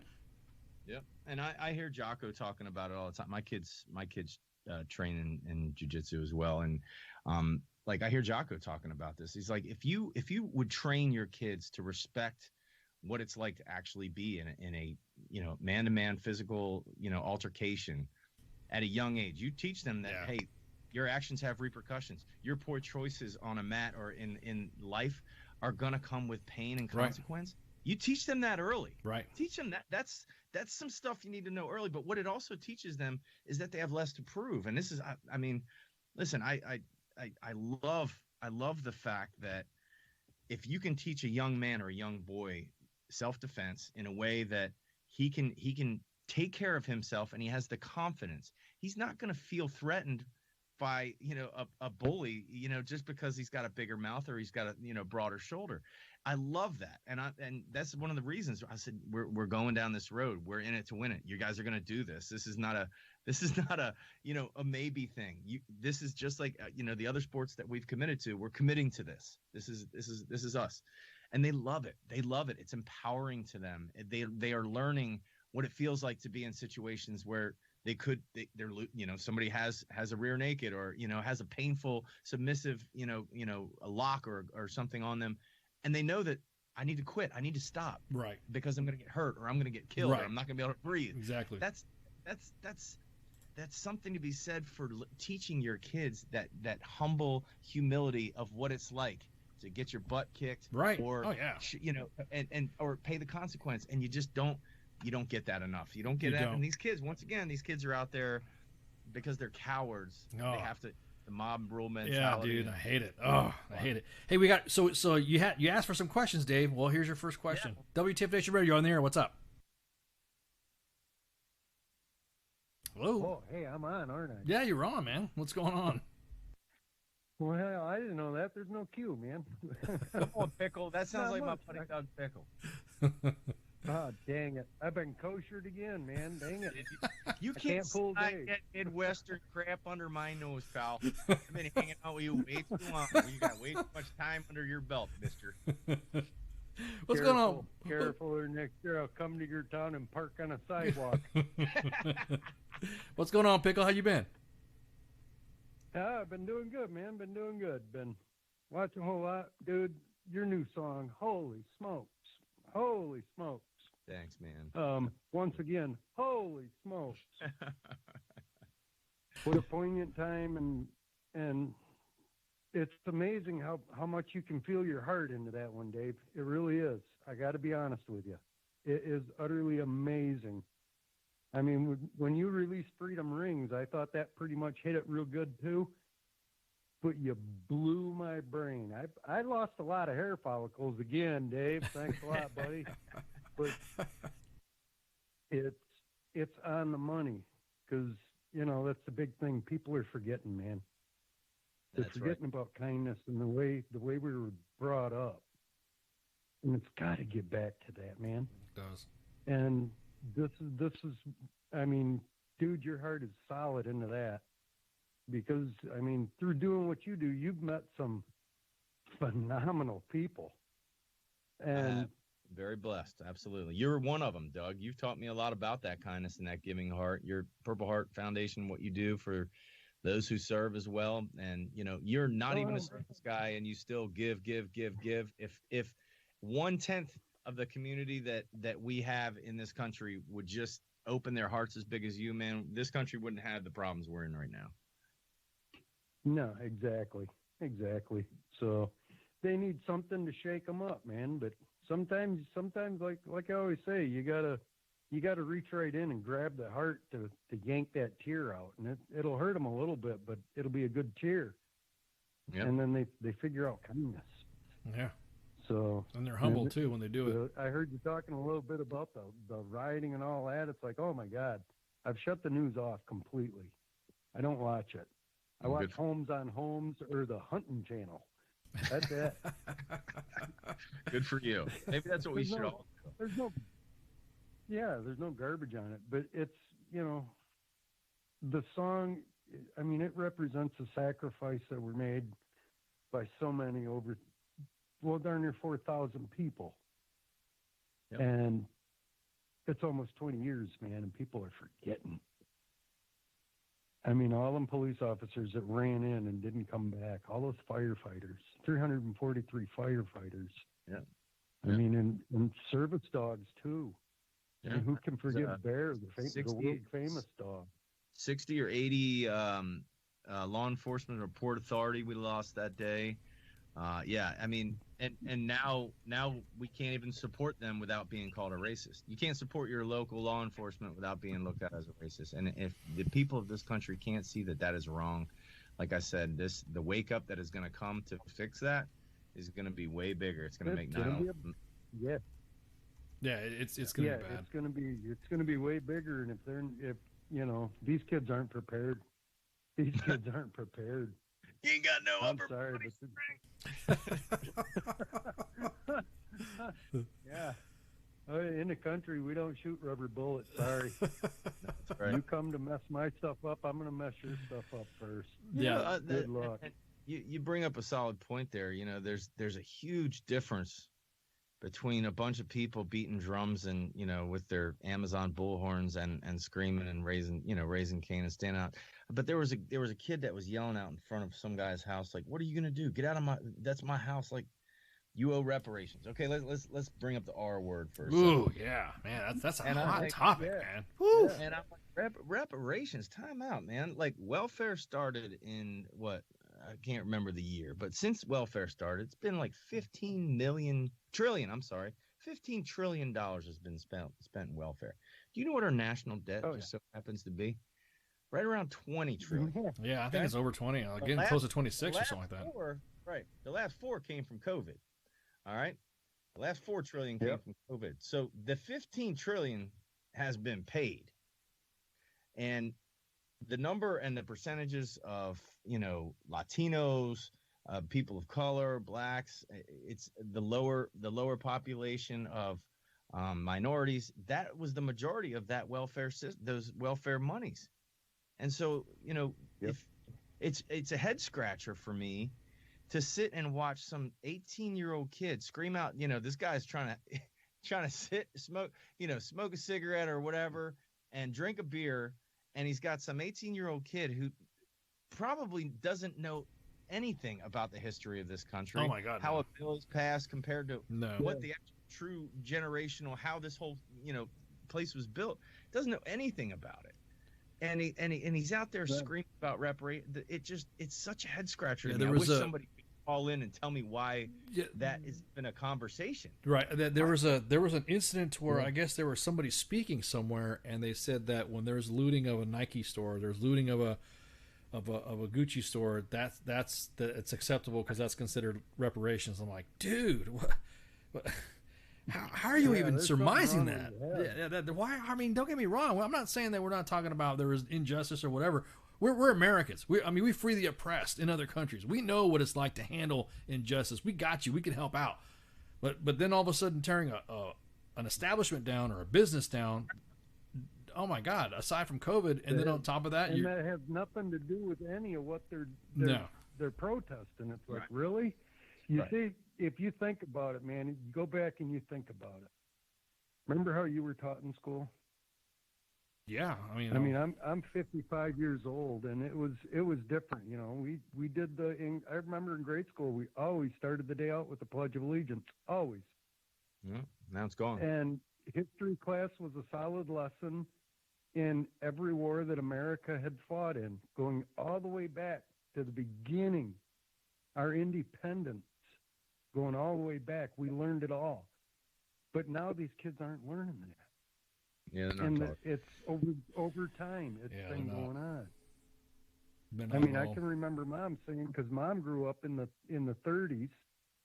I was born in 1938, and she went through the tail end of the Great Depression, and then World War II, when it was about like it is now. You know, realistically, and talking to some of the World War II people I know that are still with us. It was close to it in World War II, you know. There was a lot of things you couldn't do. But that was a different story. And it just seems that somewhere somebody just decided, well, let's scare the hell out of them. And our adversaries are loving this. Oh, my God, they are. Because they're seeing unrest. Oh, and my the God, unrest that's coming is just so uneducatedly stupid. Yeah, our and adversaries it can go right back to those that taught them that was okay. Yeah, our adversaries are definitely taking advantage of this stuff too. Color you are. Yeah, I don't care what color you are. It doesn't matter. We all bleed the same red blood, and we all have the same beating heart. America. The minds are different. Some of the thought processes are different. We're people. God doesn't make anybody exactly the same. Maybe look alike, but not inside. And these kids have lost their heart. They've lost what it's known to sacrifice, and they've got the sacrifice of their ancestors all screwed up. Because there were some people, I guess, looking back on it now, they weren't very bright. They went over and they brought boatloads of folks over from Africa to be slaves, and they finally won their independence. And I don't know, I guess, when do you say, hey, we've given all you can give? I'm sorry. Yeah, there's nothing more to give. You're no different than we are. Yeah, your ancestors are the ones that struggled. You got it made. Yeah, I don't. Why don't you shut up and help us make this all better? Yeah, I don't. What I don't get is why is it that it gets to that point to where that level of history only stops at different gaps. You know what I mean? It's only certain portions of history, and then it stops, and then nobody talks about the other portions of history, and then they jump onto another portion of history and not talking about the whole thing. It's just shocking to hear. Now how are they schooled? Well, I don't know. How are they taught? Well, no, they're getting taught by. They're not. Yeah, Dave. I mean, your kids are in school. You might be able to answer this a little better than most of us. It's. I don't have to. I can tell you right now, it's ridiculous.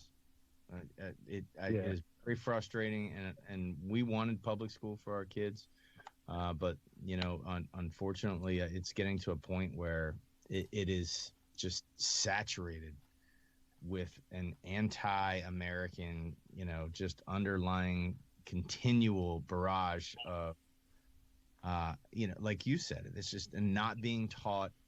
You're not being taught an American history that happened. You're being taught somebody else's interpretation of American history, and that's where these, unfortunately, a lot of these educators are falling into this web. And I'm going to tell you right now, if these educators don't watch themselves, scholastic unions and all that stuff, they're gonna educate them. They're gonna COVID their way right out of a job. There's not gonna be any teachers. Yep. It'll be gone. They will. Yeah, you're right. No, it's a good point.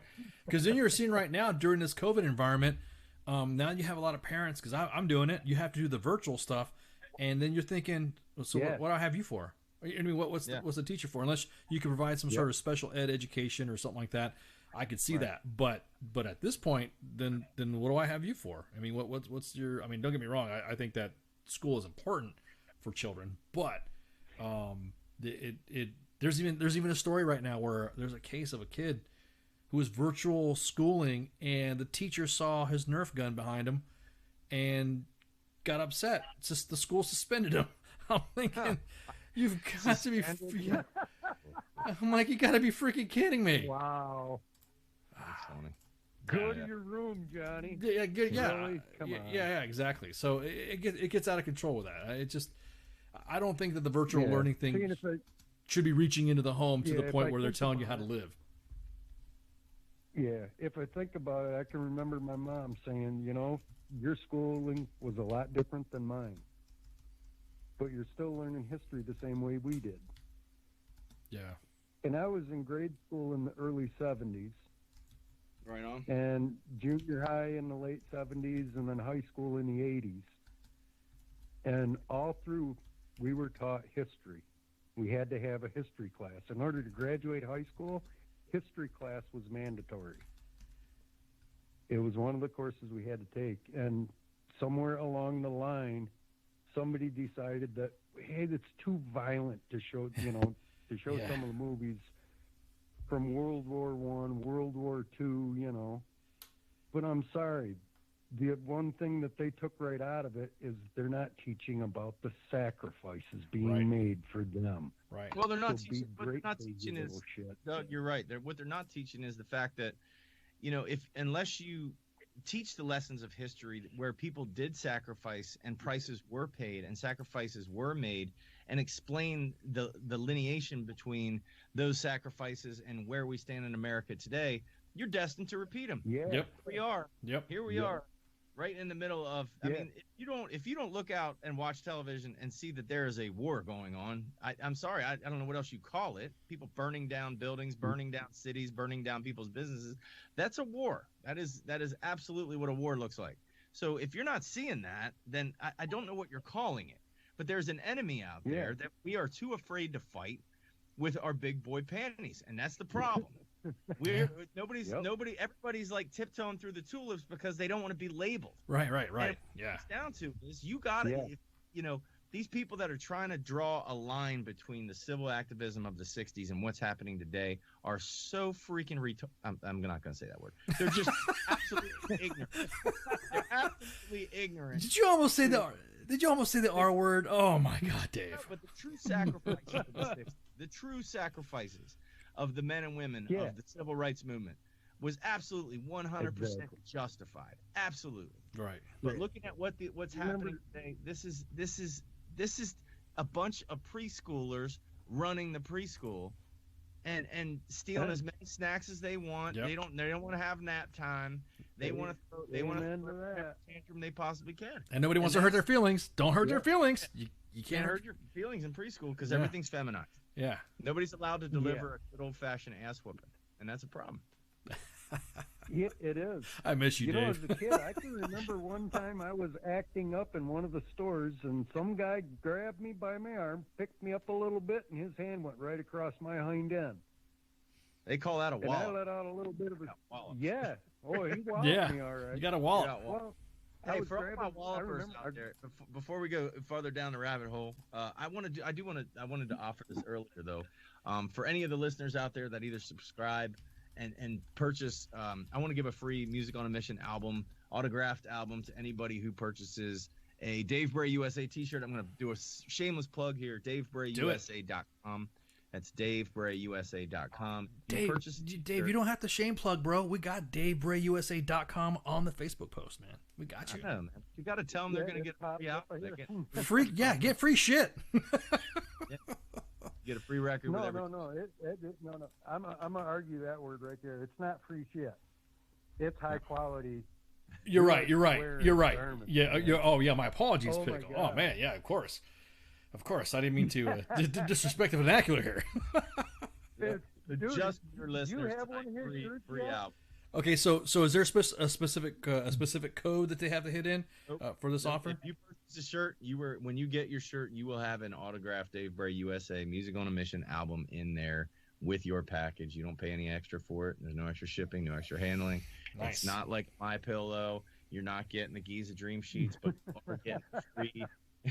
You are getting a free album autographed by me, and it's a thank you from me as well. Awesome. Hey, I've already pushed off a couple callers, so we're gonna have to keep the lines open. Well, get on to the next caller, man. Good. Yeah, I appreciate you calling, bud. Good talking to you, Dave. I love you. Hey, man. no problem, man. Anytime, it was fun. All right. I love you too, brother. So I'll be in your neighborhood next year with a stride and ride relay. That's what I'm talking about. So I'll look you up. Yeah, do that, brother. All right, have a good one. All right, man. Bye. Bye. All right, other callers that you guys that you've been, because we're having a good time. I'm sorry, I've noticed some missed calls there. Go ahead and give a call back again. Sorry, man, I was getting worked up and shooting the breeze. Went down with the pickle, man. He got us. He got us. But yeah, like back to the song. Going back to the song, you know, the goal behind this is, we're slowly losing these days. You know, like I feel like Memorial Day just comes and goes. It's a day for a match for sale. I feel like, you know, even Labor Day, you know, we all look at this. Yeah, it's a day off. You know what I mean? Enjoy. Let's party. Let's eat hot dogs. Heck yeah, do all that stuff. Right. But there's reasons behind these days. You know, there's reasons, and I'm hoping that 9/11. I think it should be a national holiday. I think people should have to take a moment to sit and reflect a little bit, because we're not even given a moment to reflect. It's a constant just attack on our senses, whether it's the news or for our kids. You know, it's just we never stop and just say, hey, wait, I should probably just remember this day and those people and what happened that day. And that's what I'm hoping my new song, One Day of Hell, is going to do for some folks out there. I hope it gives them a reminder. And then I hope it also serves as a tribute to those lives that we lost on that day. Oh yeah, for sure, man. Because I definitely I agree with you. I mean, I think George W. Bush proclaimed that 9/11 was Patriot Day, and so I mean, of course, for remembrance, and of course to remember those that went out to go kick some ass for payback. I still feel the same way, man. I still feel like we haven't gotten enough payback. That's just me. No, I'm with you. I don't think that we have gotten enough payback. I think that I cannot believe that it went to this point, and yeah, no, you need to feel some more. You need to get another wall up. Yeah, a wall up. Yeah, it needs to happen. The real quick, tell us. You know what, me and you know each other, but shit, tell us about yourself. Yeah, man. I don't think the audience really knows who you are. I mean, they know who you are, but your background. Yep, I know it's like Army radio and everything. But so I'm a Navy FMF guy, so which means I crossed over. I spent most of my time with the Marine Corps, 2nd Battalion, 2nd Marines, Camp Lejeune, North Carolina, Hoorah, Mother Green, all that good stuff. I served with a state platoon down there, which is the sniper teams, and you know, worked up, did a deployment, went over to. I was actually Operation Assured Response, Northern Africa, late '90s. And spent most of my time on the embassy outside of Liberia in Monrovia, actually. And, you know, what they should have done in Benghazi, just covered it with Marines and everybody goes away. But right. That was the game plan, and that we were basically a reactionary force. And, you know, we just kept the peace in the area. And then that was it. You know, the rest of the time was spent. We did a lot of refugee transfers and people that were stuck in the Charlie Hebdo circus over there with blood diamonds and civil unrest and everything else that was happening in that time in that region in Northern Africa and Western Africa. And it was just, there was a lot of moving people around and logistics and just helping the civilians. And, you know, that was my time in service. I got out, wanted to do something with music, chased that dream down for a while, just rocking every club I could do in the, you know, the Northeast, and got to the point where, not that I wanted to quit, but, you know, wife, kids, real life stepped in, and you know, I started building tanks for BAE Systems, started building the Bradleys, the PIMs, you know, the MRAPs and all that stuff that was going over. So I felt like I was still kind of serving, and then I got injured and had to get a a surgery for my ankle, which was an old injury, kind of repercussed, and had to get an internal prosthetic. So I had that done. And long story short, I felt worthless, and I didn't feel like I was, I was off work for so long, and I didn't feel like I was doing anything to give back. And music kind of called me back into its terrible pit of darkness. Damn it! I wish I should. No, but I love it. I do. I absolutely love music, and I've been very blessed, like I said, to perform in the places that I've performed and for the people I've performed for. I've opened up for Skinner, I've opened up for Brantley Gilbert, I've opened up for Kansas, I've opened up for, just all these monstrous acts, Weezer, and to share the stage with, just these monsters, right? Right. And then meet them backstage and realizing, that they're just kind of people. And then I guess that embedded a little bit of hope in my heart. And when they congratulate you on your performance, and they're like, keep freaking doing it, man. I'm always like, what's the secret? How do you get there? Just don't ever stop. And that's the game plan. Now that the game plan is not just to get to the next release or the next album, the game plan is just to do this for as long as I can and never, ever stop giving back and trying to use my music as a continuation of my service. And so when the music is low and the sales are low in music, I push the t-shirt brand, which is Brave Day USA apparel, and it's at DaveBrayUSA.com. It's about patriotism. It's about faith. It's got mottos like stay the course, finish the fight, never surrender, and without God, there is no country. So it's faith, and it's, some macho man stuff as well. Right. But moreover, it's about creating something other than music, because music is such a time-consuming thing to get a song to the point of release that you can still keep a message going with something like a t-shirt. So that's why the brand and the apparel brand helps support my music, and vice versa. Oh, I know, all the way up until your appearance. We were kind of keeping this under wraps and man, we're busy on this shit, man. Yeah. This stuff was, I'm glad everything pulled together. I totally appreciate you hanging out with us and letting us, release this. But yeah, were you always, so you played guitar when you were younger, or what was when did you realize you had some sort of, I don't know, musical traits, or you like, hey, I can sing, and I can play guitar. What was just natural? Well, no, I never played a guitar. I didn't really start playing a guitar until I left Madison Rising, and once they basically fired me, I said, okay, well, now what am I going to do? And it was either, again, I turned heavily into faith, and I said, Lord, what do you want me to do? And he basically shoved a guitar in my hand and said, keep singing, don't stop. That's awesome. So I did, and released the song Last Call, and it went semi-viral and did really, really well, and opened up a door to the law enforcement community. And I was very well, accepted by them, and still to this day, and I feel super blessed to be even, known by that group of, watchdogs that take to the streets every single day and every single night with a target on their back now that's bigger than ever. So I get a lot of calls and a lot of talk. I talk a lot with more law enforcement guys. And again, I do a lot with, the Blue Line groups and everything else that are out there, nonprofits.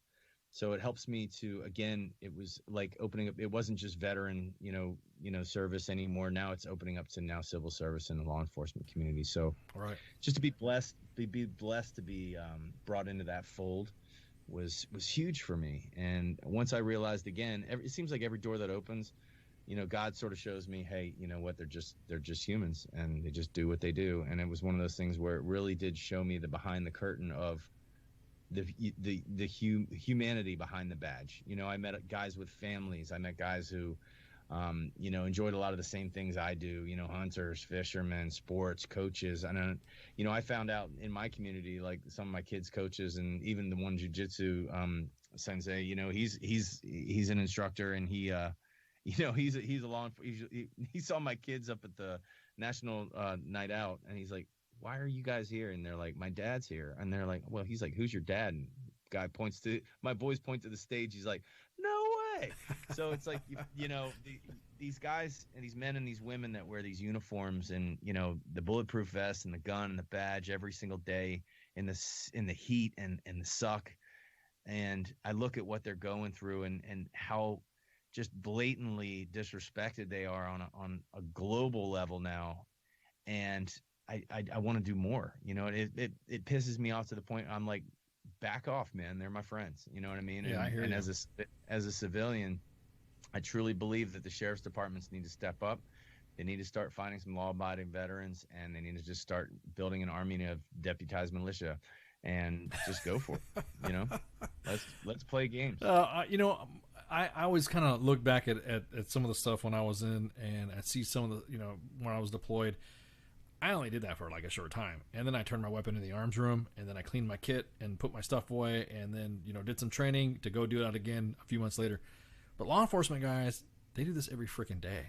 Like this is their, it's their life now. It is every time I watch a cam. I got friends that are in law enforcement too, and every time I watch a body cam, I look at it and I'm thinking, how could you not expect any? How could you expect to sit there and just talk about what law enforcement guys are doing, and you think it's nothing when you also see body cam videos of them resuscitating babies that are flatlined. You also see them pulling, you know, elderly individuals out of a car that's on fire. You also see, you know, them helping out a little girl that they found on the side of the road that just wandered off. You know what I mean? Just little shit like that. And I'm thinking, yeah, there's don't get me wrong, there are some fucked up ones. Well, that whole idea of accountability, like you were saying, Dave, that they're gonna drum themselves out. They're gonna move them the fuck out.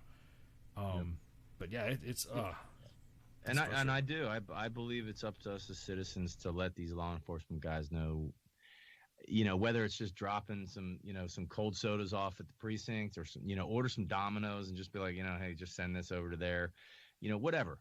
Just even if you're walking past a dude, a simple nod and a hey, how's it going? You know, in a non-timid and gracious voice, you know, just say, hey man, how's it going? You all right, brother? You know, right. Just I think we need to do that. We need to show these law enforcement guys that not all of us are bad, and not all of us are looking at them with, you know, under, you know, shamed breath. You know, we need to let them know, hey, there's some people out here that got your six. You know what I mean? And we need to let them know sort of immediately, more now than ever before. I make it a point to buy them chow or buy them coffee or whatever wherever they're at, wherever I see them and I see them in uniform. I mean, it's I can't remember the last time I do it, but I would say it was like about a month ago that I bought some officers some chow. They were in line, and I said, excuse me, and I threw in my card, and hey, I got them, and they looked at me and like, you know, social distancing, like, my bad, you know, but your chow's free. You don't have to worry about paying for your chow. That's all. So, and those little, you know, I hear stories after stories. Hey man, those little things mean the world to those guys. Oh my God, man, for real. You know, I mean, I've worked the jobs where, in service and in, you know, post service and everything else, where you're like, you literally dread waking up every day just to go to a job where it's just basically you and a couple people. Some of these guys got, like you said, every single day they got to hop, they got to put that kit on, they got to get, you know, and they're not in air conditioning all day. Some of these guys are out there working, and it's an unbelievable amount of stress, and to have to wake up, and there's days where you don't want to go to work and you still do, and you do kind of a half-assed job. They don't have that option. They got to give the 110 every single day. You're right. Well, hey, Dave, once again, thank you so much for coming on. We're gonna play your song again, so stay on the line for a second. Guys and gals, this is Dave Bray, USA, of course. And again, we're going to be playing his song One Day of Hell on the break. So everyone, go ahead and refill your glasses. And you got anything you want to say, Dave? Just let everybody know it's available for download everywhere. I know you can go listen to it on YouTube. Just please support. It's 99 cents. Go download it, Amazon, you know, wherever, iTunes, Google Play, whatever. I just want to say also, finally, we're going to be releasing the video. It's 9/9 at 9 a.m. So the new video is coming down on Wednesday, 9 a.m., September 9th, 9 a.m. You guys don't want to miss this video. This thing is going to be extreme. It's called One Day of Hell 9/11 by Dave Bray USA. Follow me on Facebook. And again, if you order any t-shirts, you get a free album autographed by me, DaveBrayUSA.com, right now, just for your listeners. Right now. All right. See you in a second. Stand by. Wear a condom? We're in Fayetteville. No one gets STDs here. The voice of U.S. Army, WTF Moments. This is WTF Nation Radio. Everything stated on WTF Nation Radio is to be considered the opinion of the person that stated it, and not an official representation of WTF Nation Radio or U.S. Army WTF Moments. Price does not include tax, title, or license. Some assembly required. Each item sold separately. Batteries not included. Objects in mirror are closer than they appear. If conditions persist, contact a physician. Individual results may vary. Keep out of the reach of children. Avoid prolonged exposure to direct sunlight. Keep in a cool, dark place. And please enjoy the show. Shots. And we're back. Man, that song, man. Woo! God, that just gets you. God, it tugs the heartstrings, man. The feels. Yeah, the feels. I don't like feels. No, I mean I like feels. You know, there's just like some pride right there. You're just like that American unity that Dave was talking about. Man, and the original song too. I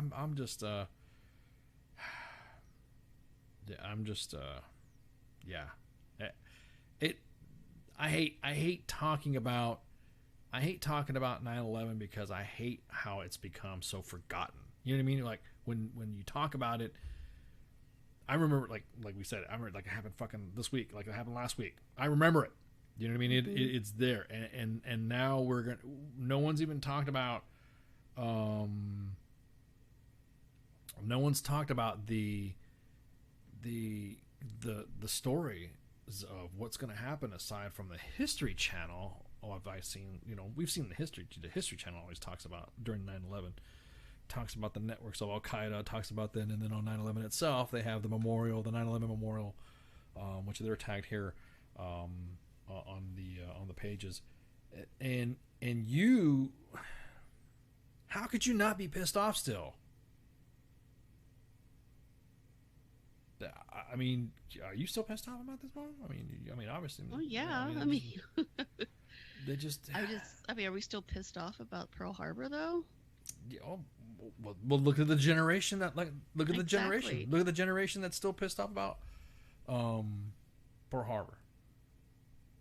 Do you blame them for when people say it's just like yeah, exactly. It's I just hate how fucking people just don't want to talk about it. Don't want to sit there and say hey, it happened or whatever. Jon Stewart has done more for the first responders and the survivors of Ground Zero and their ailments that they've received, that they've had, than the government. Mm-hmm. I mean, and he's also been fighting for them in courts and right, testifying before Congress. Yeah. And because I can't think of the gentleman's name, I believe he was a firefighter who passed of cancer. He did. And to extend the, I guess, financial help for those who've ended up, with cancer from 9/11, because the Congress is just going to let it lapse. I don't. They got it passed. Right. I don't get as he even said, everyone kind of like, oh well, he's just it's not a big deal. It's kind of like whatever. Dude, Jon Stewart. If you guys don't know what testimony we're talking about, is that Jon Stewart went before Congress. It was last year, and it was a victims compensation fund set up that never runs out of money, right? It was just ensuring that it never runs out of money. Mm-hmm. So he's always been an advocate for 9/11 responders, and he even told them, he's like, you freaking, he was just like, you guys, hearings should be freaking flipped so that first responders were on with members of Congress in the witness chairs answering their questions. Why is this so damn hard, and I think he's like, why is this so damn hard and take so damn long? Because of course with the collapse of the World Trade Center, it had all the thick clouds of dust, and everyone's like saying there was the I guess it would be like the Ground Zero syndrome, I guess you'd call it, or something like that. There was just like a 400,000 people at the time when he testified applied for the September 11th Victim Compensation Fund, which covers illnesses that were related to being at the World Trade Center site, the Pentagon, or Shanksville, Pennsylvania after the attacks. More than $5 billion of benefits have been awarded out of the $7.4 billion fund, with 21,000 claims pending. Wow. Pending. Kind of sounds like the VA system. I'm about to say, dude, isn't that fucked up? It is. So Like, I don't. It's just speechless though. Like Yeah. how this is next year will be 20 years since it's Yeah, happened. I know. 20 freaking I mean, years. He is right. Why is it taking this long for people who were told they were going to get help? I mean, some of them aren't even alive anymore. Right. Right. Waiting. They're waiting for that shit. Their families are now. Yeah. Or is it one of those things? Oh, you're dead. Yeah, you know, you'll we're be not now. gonna- Too late. Now you're gonna. Now you're not gonna have to. No longer our problem. You know. Yeah. No, it's frustrating as shit. And like John Stewart said, you know, your ass should have come down here and talked to the families. He even said, he's like, they did their jobs with courage, grace, tenacity, and humility. Now, 18 years above and beyond. Yeah, and then 18 years later, do your 18. Mind you, that when he did this last year, 18 years later, do yours. 18 years later, could you? That's like the biggest. That's that shit should have been handed out like within the first few years of all this shit happening. Not 18 years later. Well, we don't know if maybe we're gonna have to. What do you freaking know? Now I run the risk, of course, of pissing everybody off about bringing up 9/11 and saying that it's not a big. You can kiss my ass. To me, I think it is a big deal. To me, members of the station, we feel that it is a big deal. I'm probably gonna lose some followers or whatever, or have some hate mail just from this. Just from this. Hit you in the ass on the way out. Just for me talking about this stuff. And you guys talking about Alien Omar is what you're talking about. Alien Omar was the one that said some people did some things. Yeah, I don't believe that shit. Fucking terrorists, that enemies of our country did that shit. So when everyone's like, "Oh, it's not a big deal," nah, it is a big deal. I think a lot of the ones that are just saying that they didn't see the actual impact it had, especially the younger generation. They just hear the stories. They've never witnessed like being frozen in time when everything was happening. And they never felt like the aftermath, like how everything was just so eerie and quiet for, I don't want to say days, but for weeks, months after 9/11 happened. I mean, there was the unity, there was the pride, but it was just, there was that eerie, quiet, you don't know how to explain it after, like, it's Well, just, it was different. Yeah, Dave said it perfectly. You didn't know if this was going to be shit. There's the towers got hit, the Pentagon got hit. There was an aircraft down in Pennsylvania. What the hell is going? Everyone's like wondering, oh shit. And then even after damn. that, like you said, like we weren't sure something was going to happen like weeks later, Right. months later. Right. At this point, that's when everyone started paying attention to Osama bin Laden and Al Qaeda and all sorts of shit. Then that's when people all of a sudden got worldly in their in their learning of who our adversaries were. I mean, yeah, exactly that, Jody. Go to BRAY USA for more great music. If you guys don't know, he's already been tagged in the Facebook posts on U.S. Army WTF Moments and WTF Nation Radio. If you look and you go and you order right now, he will send you a T-shirt, autographed record. You buy a T-shirt, buy some swag. He'll send a autographed album signed by him. Nice. Yeah, isn't that awesome? Some good high quality merch there. But no, that whole, like you were saying, it's their freaking jobs to do that. Hey, so we're gonna go ahead and Flash. No sportsing tonight. There's no sports page tonight. Sorry, we're not sportsing tonight. So I know a lot of you guys were like, "Here we go." Everybody knows that it's 20 after the hour. Then here come Flash over the hill. No, Flash will not be hanging out for the rest of the night because apparently he's lost power. The electric company knew. The electric company Something's gonna knew. be sportsing. They're like, Click. oh shit, here comes Flash with a sports page. Clunk. I wanted to talk about that tennis player that hit that freaking that line coach. I guess I kind of laughed at that. I was like, what the? Everyone says it was intentional. Everyone says it was accidental. I don't know. Can tennis players control their balls like baseball players can? Can they or can they not? I don't know. I guess we won't know because we don't have a sports page tonight. Oh, I love you, Flash. That sucks, man. I'm just like, man. Yeah, you're right, Cindy. They 9/11 stole Did sole American sense of security forever. Yeah, I remember where I remember where I was too. Made it worse. I remember where I was at. I think COVID made it. I think COVID really brought out the worst. You know, it did. Everyone started like it's almost like we all have cabin fever together, and social media is the room in which we're all holed up together. And then of course 9/11 brought out the best, and COVID just brought the worst. Exactly, it brought the worst in everybody. Corona Karen. The Corona Karens and mask holes, they call them. Oh man. Hey, so we're not going to have the sports page. I was gonna ask Flash about that tennis player who got suspended, had to give up all of his loot, I guess, all the prize money that he was accumulating. Oh, that sucks. How could you imagine? Was it an accident or not? We'll it would suck if it was an accident. Well, I mean, I just saw some like snaps and like some of the snapshots of stills. There we go. The stills. I didn't see the video. I was like, whoa, shit! They really. And the person's like on the ground, like holding themselves.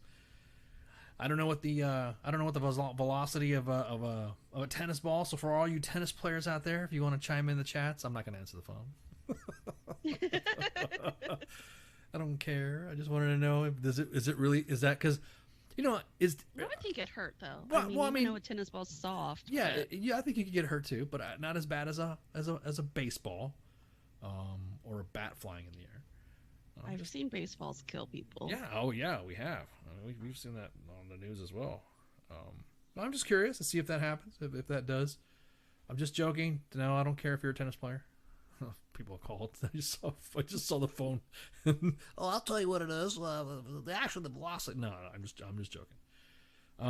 So we're not going to have the sports page, which would be happening now for all you new listeners on WTF Nation Radio, U.S. Army WTF Moments at 10:20 after we have a guest, or usually after the second break. The first break we will have, when we don't have a guest, we will have we'll have a Flash do a sports page stuff, and he talks all sportsings and all this other stuff. It ain't happening. But so instead, we're gonna go ahead and do housekeeping. Wait, housekeeping or house cleaning? Why do I say house cleaning, man? My house needs to be cleaned. I need to clean my house. Mine says mine. My little guy, he helps. He tries to help doing chores and stuff. But he tries. Just makes it worse. It's not his fault. Little man just wants to help. So if he's like, for instance, if he's not drinking enough water or drinking enough fruit punch, and he will, with a large open glass, grab his. You can just imagine how a toddler would grab a large open sippy cup, and is like watching it spill over the brim as he takes it to the sink, and then he just drops it in the sink and it splashes everywhere. So I have fruit punch all over the backsplash and all over the floor and all over him, and he's just trying. I can't get in. I can't get in on him about it, but hey, at least he's trying. Or he'll pick up his shoes. He has a little shoe section right there in the house where he drops his shoes off, and it's all nice and tidy. He does that. That's impressive. He squares it away. He puts his dirty socks in his laundry bag. Except his room is like a freaking teenager's room. It is all over the place. He'll go in there when he's mad at me, and he'll start. Okay, here, real quick. He's gonna hear this in about 18 years, and I don't care. He got mad because I told him to go to bed. Because earlier, when I was doing sound tests today, I was talking, and he came up and said something on air. I don't know if you guys heard it or not, but he's like, "Hey, what are you doing?" And I was like, "Oh, I just on air." So he thought that when I was about ready to flip some switches on tonight, that he was gonna be able to hang out and ride shotgun with me, until I told him to go to bed. He then went to the end of his foot of his bed and was like upset. He was crying, and then he grabbed his he has teddy bears. He has his favorite teddy bears. He has. Should I say that? Should I go ahead and say that on air? I mean, is it gonna matter in about 10 years when he's like 15?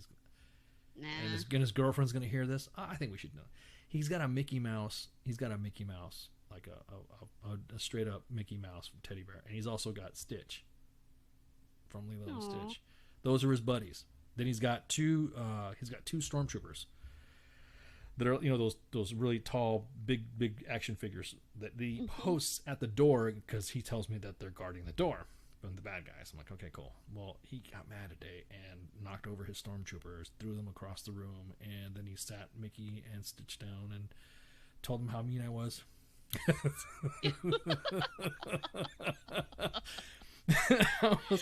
I wanted to record it. I was like, no, man, because then if he saw me, then they would have been hard for him to get him back in bed. But yeah, his bedtime is right before airtime, so he was mad. He was like, oh, Dad, mean. That's all I heard. It's like, man, that's such an abusive father. Oh no. But yeah, so it was kind of cute. But anyways, yeah. So my house is a mess because COVID Carl's sick. Oh yeah, I was about to say, how is COVID Carl doing? He's doing okay. He's asleep for now. I'm about to say he's an adorable little one. He's adorable.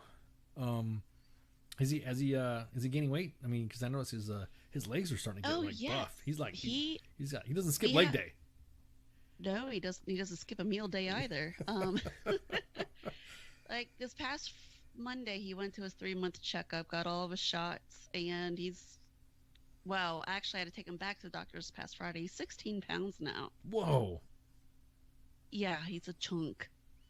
Man, 16 pounds. He's not even. Holy shit. Guy, he's growing too. No, that's not what's in his diaper. No. I mean, like, no, because I'm looking at some of the pictures right now, and I'm not going to post it because it's But God, man, he's adorable. Adorbs. When he gets a little older, him and Baby Eyes can hang out. And they go right. Have their own show. Yeah, they can have their own show, having riding Harleys to work or school or whatever. So, anyway, so we're gonna have housekeeping right now. I figure I'd wait until at least 10:30 after we have some more chit chat. So we had BRAY USA coming on. BRAY has been on here before, and he was working on the 9/11 project song. Great song. I love it. Again, I'm gonna listen to it again probably. After this, but I'll probably play the. As a matter of fact, I'm going to play the song one more time. 3 times a charm, huh? I'll play it one more time, and then Space Force will be played after that. And then, but anyway, so he was on today. For Sergeant's Time, we don't have a guest on Tuesday, huh? Okay, so Tuesday is going to be. I was going to say kicking it with Carl. Kicking it with Carl. Sorry. My bad. It would be a good show. It would be kicking it with Carl. Kicking it with COVID Carl. So pop culture. Yeah, thank you. Pop culture Carl. No. Okay, serious. Tuesday is Pop Culture War with Mike Cutascio, also known as CQ, the Pop Culture Warrior, and his unpop cultured sidekick, Radar. Thursday, Sergeant's Time, and Spanky's back. Spanky is back. My gunner, my little my fellow assaulter, my breacher. We're gonna have a guest on September 10th though. We're gonna have Command Sergeant Major William D. Poliat. Poliat? Is that how you pronounce his name? How do you pronounce his name? Poliat? I don't want to mess his name up. He is the command sergeant major for the 25th Infantry Division. Wait a minute, it's our first smash coming on, right? This is like a division sergeant major. That's what I'm talking about. I think so. Yeah, I don't think because we've had command sergeant major Gann, but he was with General Beagle, and that's the first time he's going to come on here and represent. I know him from the USASOC community. He is all about most of his time has been in the 1st, 3rd Ranger Battalions, 76th Ranger Regimental Headquarters. He was also the CSM of USAG Fort Benning. His recent assignment was the Sergeant Major of PEO Soldier out of Fort Belvoir. So all the kit and equipment and all the rapid fielding stuff that goes out to our war fighters, he was also part of that program. Dude stacked. It's got a lot of stuff. I will read. You'll see his stuff on there, but this guy's got a lot of combat time. This guy's got a lot of school time. He's got a lot of education too. He's educated. I know everyone likes to talk about sergeants majors not being educated in higher education, but he holds a Bachelor of Science degree in military leadership from Excelsior College, Master of Science degree in strategic leadership from University of Charleston. Now, I'd say he's got some educational certs there. Good dude. Previous operational assignments include 4 IF rotations and 9 OEF rotations in Afghanistan. 9 tours in Afghanistan. Damn. and 4 in Iraq. So I'm just telling you, just giving you the how much time. An idea of how much he's deployed. He's a good dude. Like I said, he's going to come in here and talking about troop readiness and give us an insight on military career and some, what was it, like Lightning Academy he was going to talk about too, or something like that. There was some 25th ID something, some new academy that's happening in 25th ID on the island because they're stationed on Schofield Barracks in Hawaii in the tropical island paradise. That's what, man. We get a lot of material from 25th ID, by the way, on the main page. Maybe he's here to kind of like see what's up. I don't know, but maybe. I can't wait to have him on. He's pretty. It's pretty cool to have. We haven't had a military leader back on here since General Donahoe and came back on here. So I'm pumped. I am pumped. So that's it. We also have a Friday Night Freedom with Cause on 9/11. He's gonna have some special 9/11 stuff. We're gonna have on WTF Nation Radio some 9/11 memorial media going up as well. You're also going to see the look of the page change a little bit, and then we will, I think that's it. I think, and then Saturday, Sunday we're off. You got anything? You got anything, Mo? We're good. Are y'all good? I mean, I think we're good. Oh yes, sorry, I was. Dude, I know. I saw you were messing around with Carl and stuff. He's little messing around and shit. But, anyways. You guys, thank you guys so much for listening in, and of course, thank you so much, Dave, for hanging out with us and allowing us to release your track, One Day of Hell. Again, we'll be playing it right now, and then of course we'll play it with Space Force afterwards. So y'all have a good one, and we'll see you Tuesday for Pop Culture Warrior. Shots. Hey, this is SEAC retired John Wayne Troxel. You're listening to WTF Nation Radio, the station of choice for all of the badass MFers on the planet. The voice of U.S. Army, WTF Moments. This is WTF Nation Radio.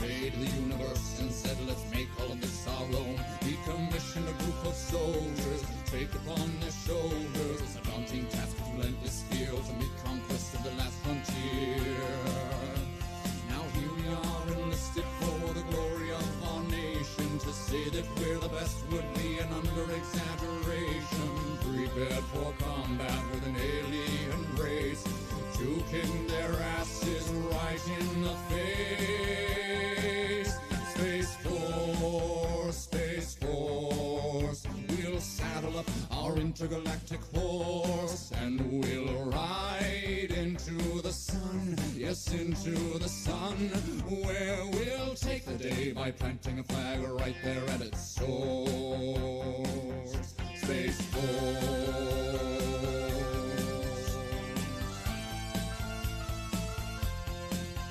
Now they say that they've discovered life up there on Mars, so let's blow it all to hell and then claim it for ours. We'll paint the moon red, white, and blue for no other reason than we wanted to. Oh, Jupiter, imagine what you could become. A stupid, pointless planet turned into a giant gun. And Russia, so sorry, have to burst your bubble. Be a good sport now, sit back, relax, and watch us through the hubble as we celebrate the greatness of the United Planet of America. Space Force, Space Force, we'll galactic horse, and we'll ride into the sun, yes, into the sun, where we'll take the day by planting a flag right there at its source. Space Force.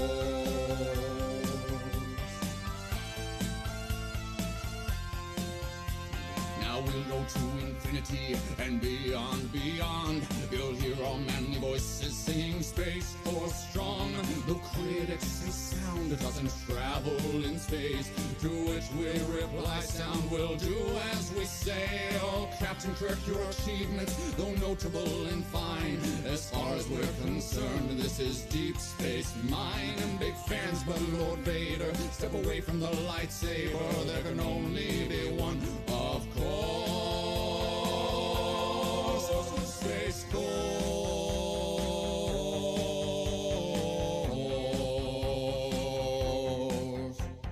Ra-da-da-da-da-da, ra-da-da, ra-da-da, ra-da-da-da-da-da-da-da-da-da-da-da-dum, dum, dum, dum, ra-da-da-da-da-da, ra-da-da, ra-da-da, ra-da-da-da-da-da-da-da-da-da-dum, dum, dum, dum, dum, dum, dum. Space Force, Space Force. We'll saddle up our intergalactic horse, and we'll ride into the sun, yes, into the sun, where we'll take the day by planting a flag right there at its source. Space Force.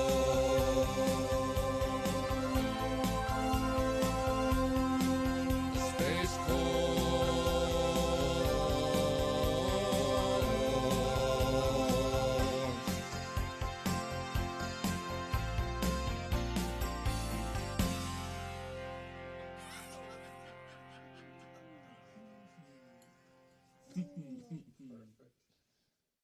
Good evening, boys and girls. This is Tim Kennedy. I'm a Special Forces sniper, a Ranger qualified Green Beret, a UFC fighter. Please listen to us and the shenanigans that we're going to say. We will insult you. There will be racial slurs. We will be sexist. We will offend you. But there will be magic, and a unicorn will be raped. So enjoy the show. Thank you for listening on WTF Nation Radio.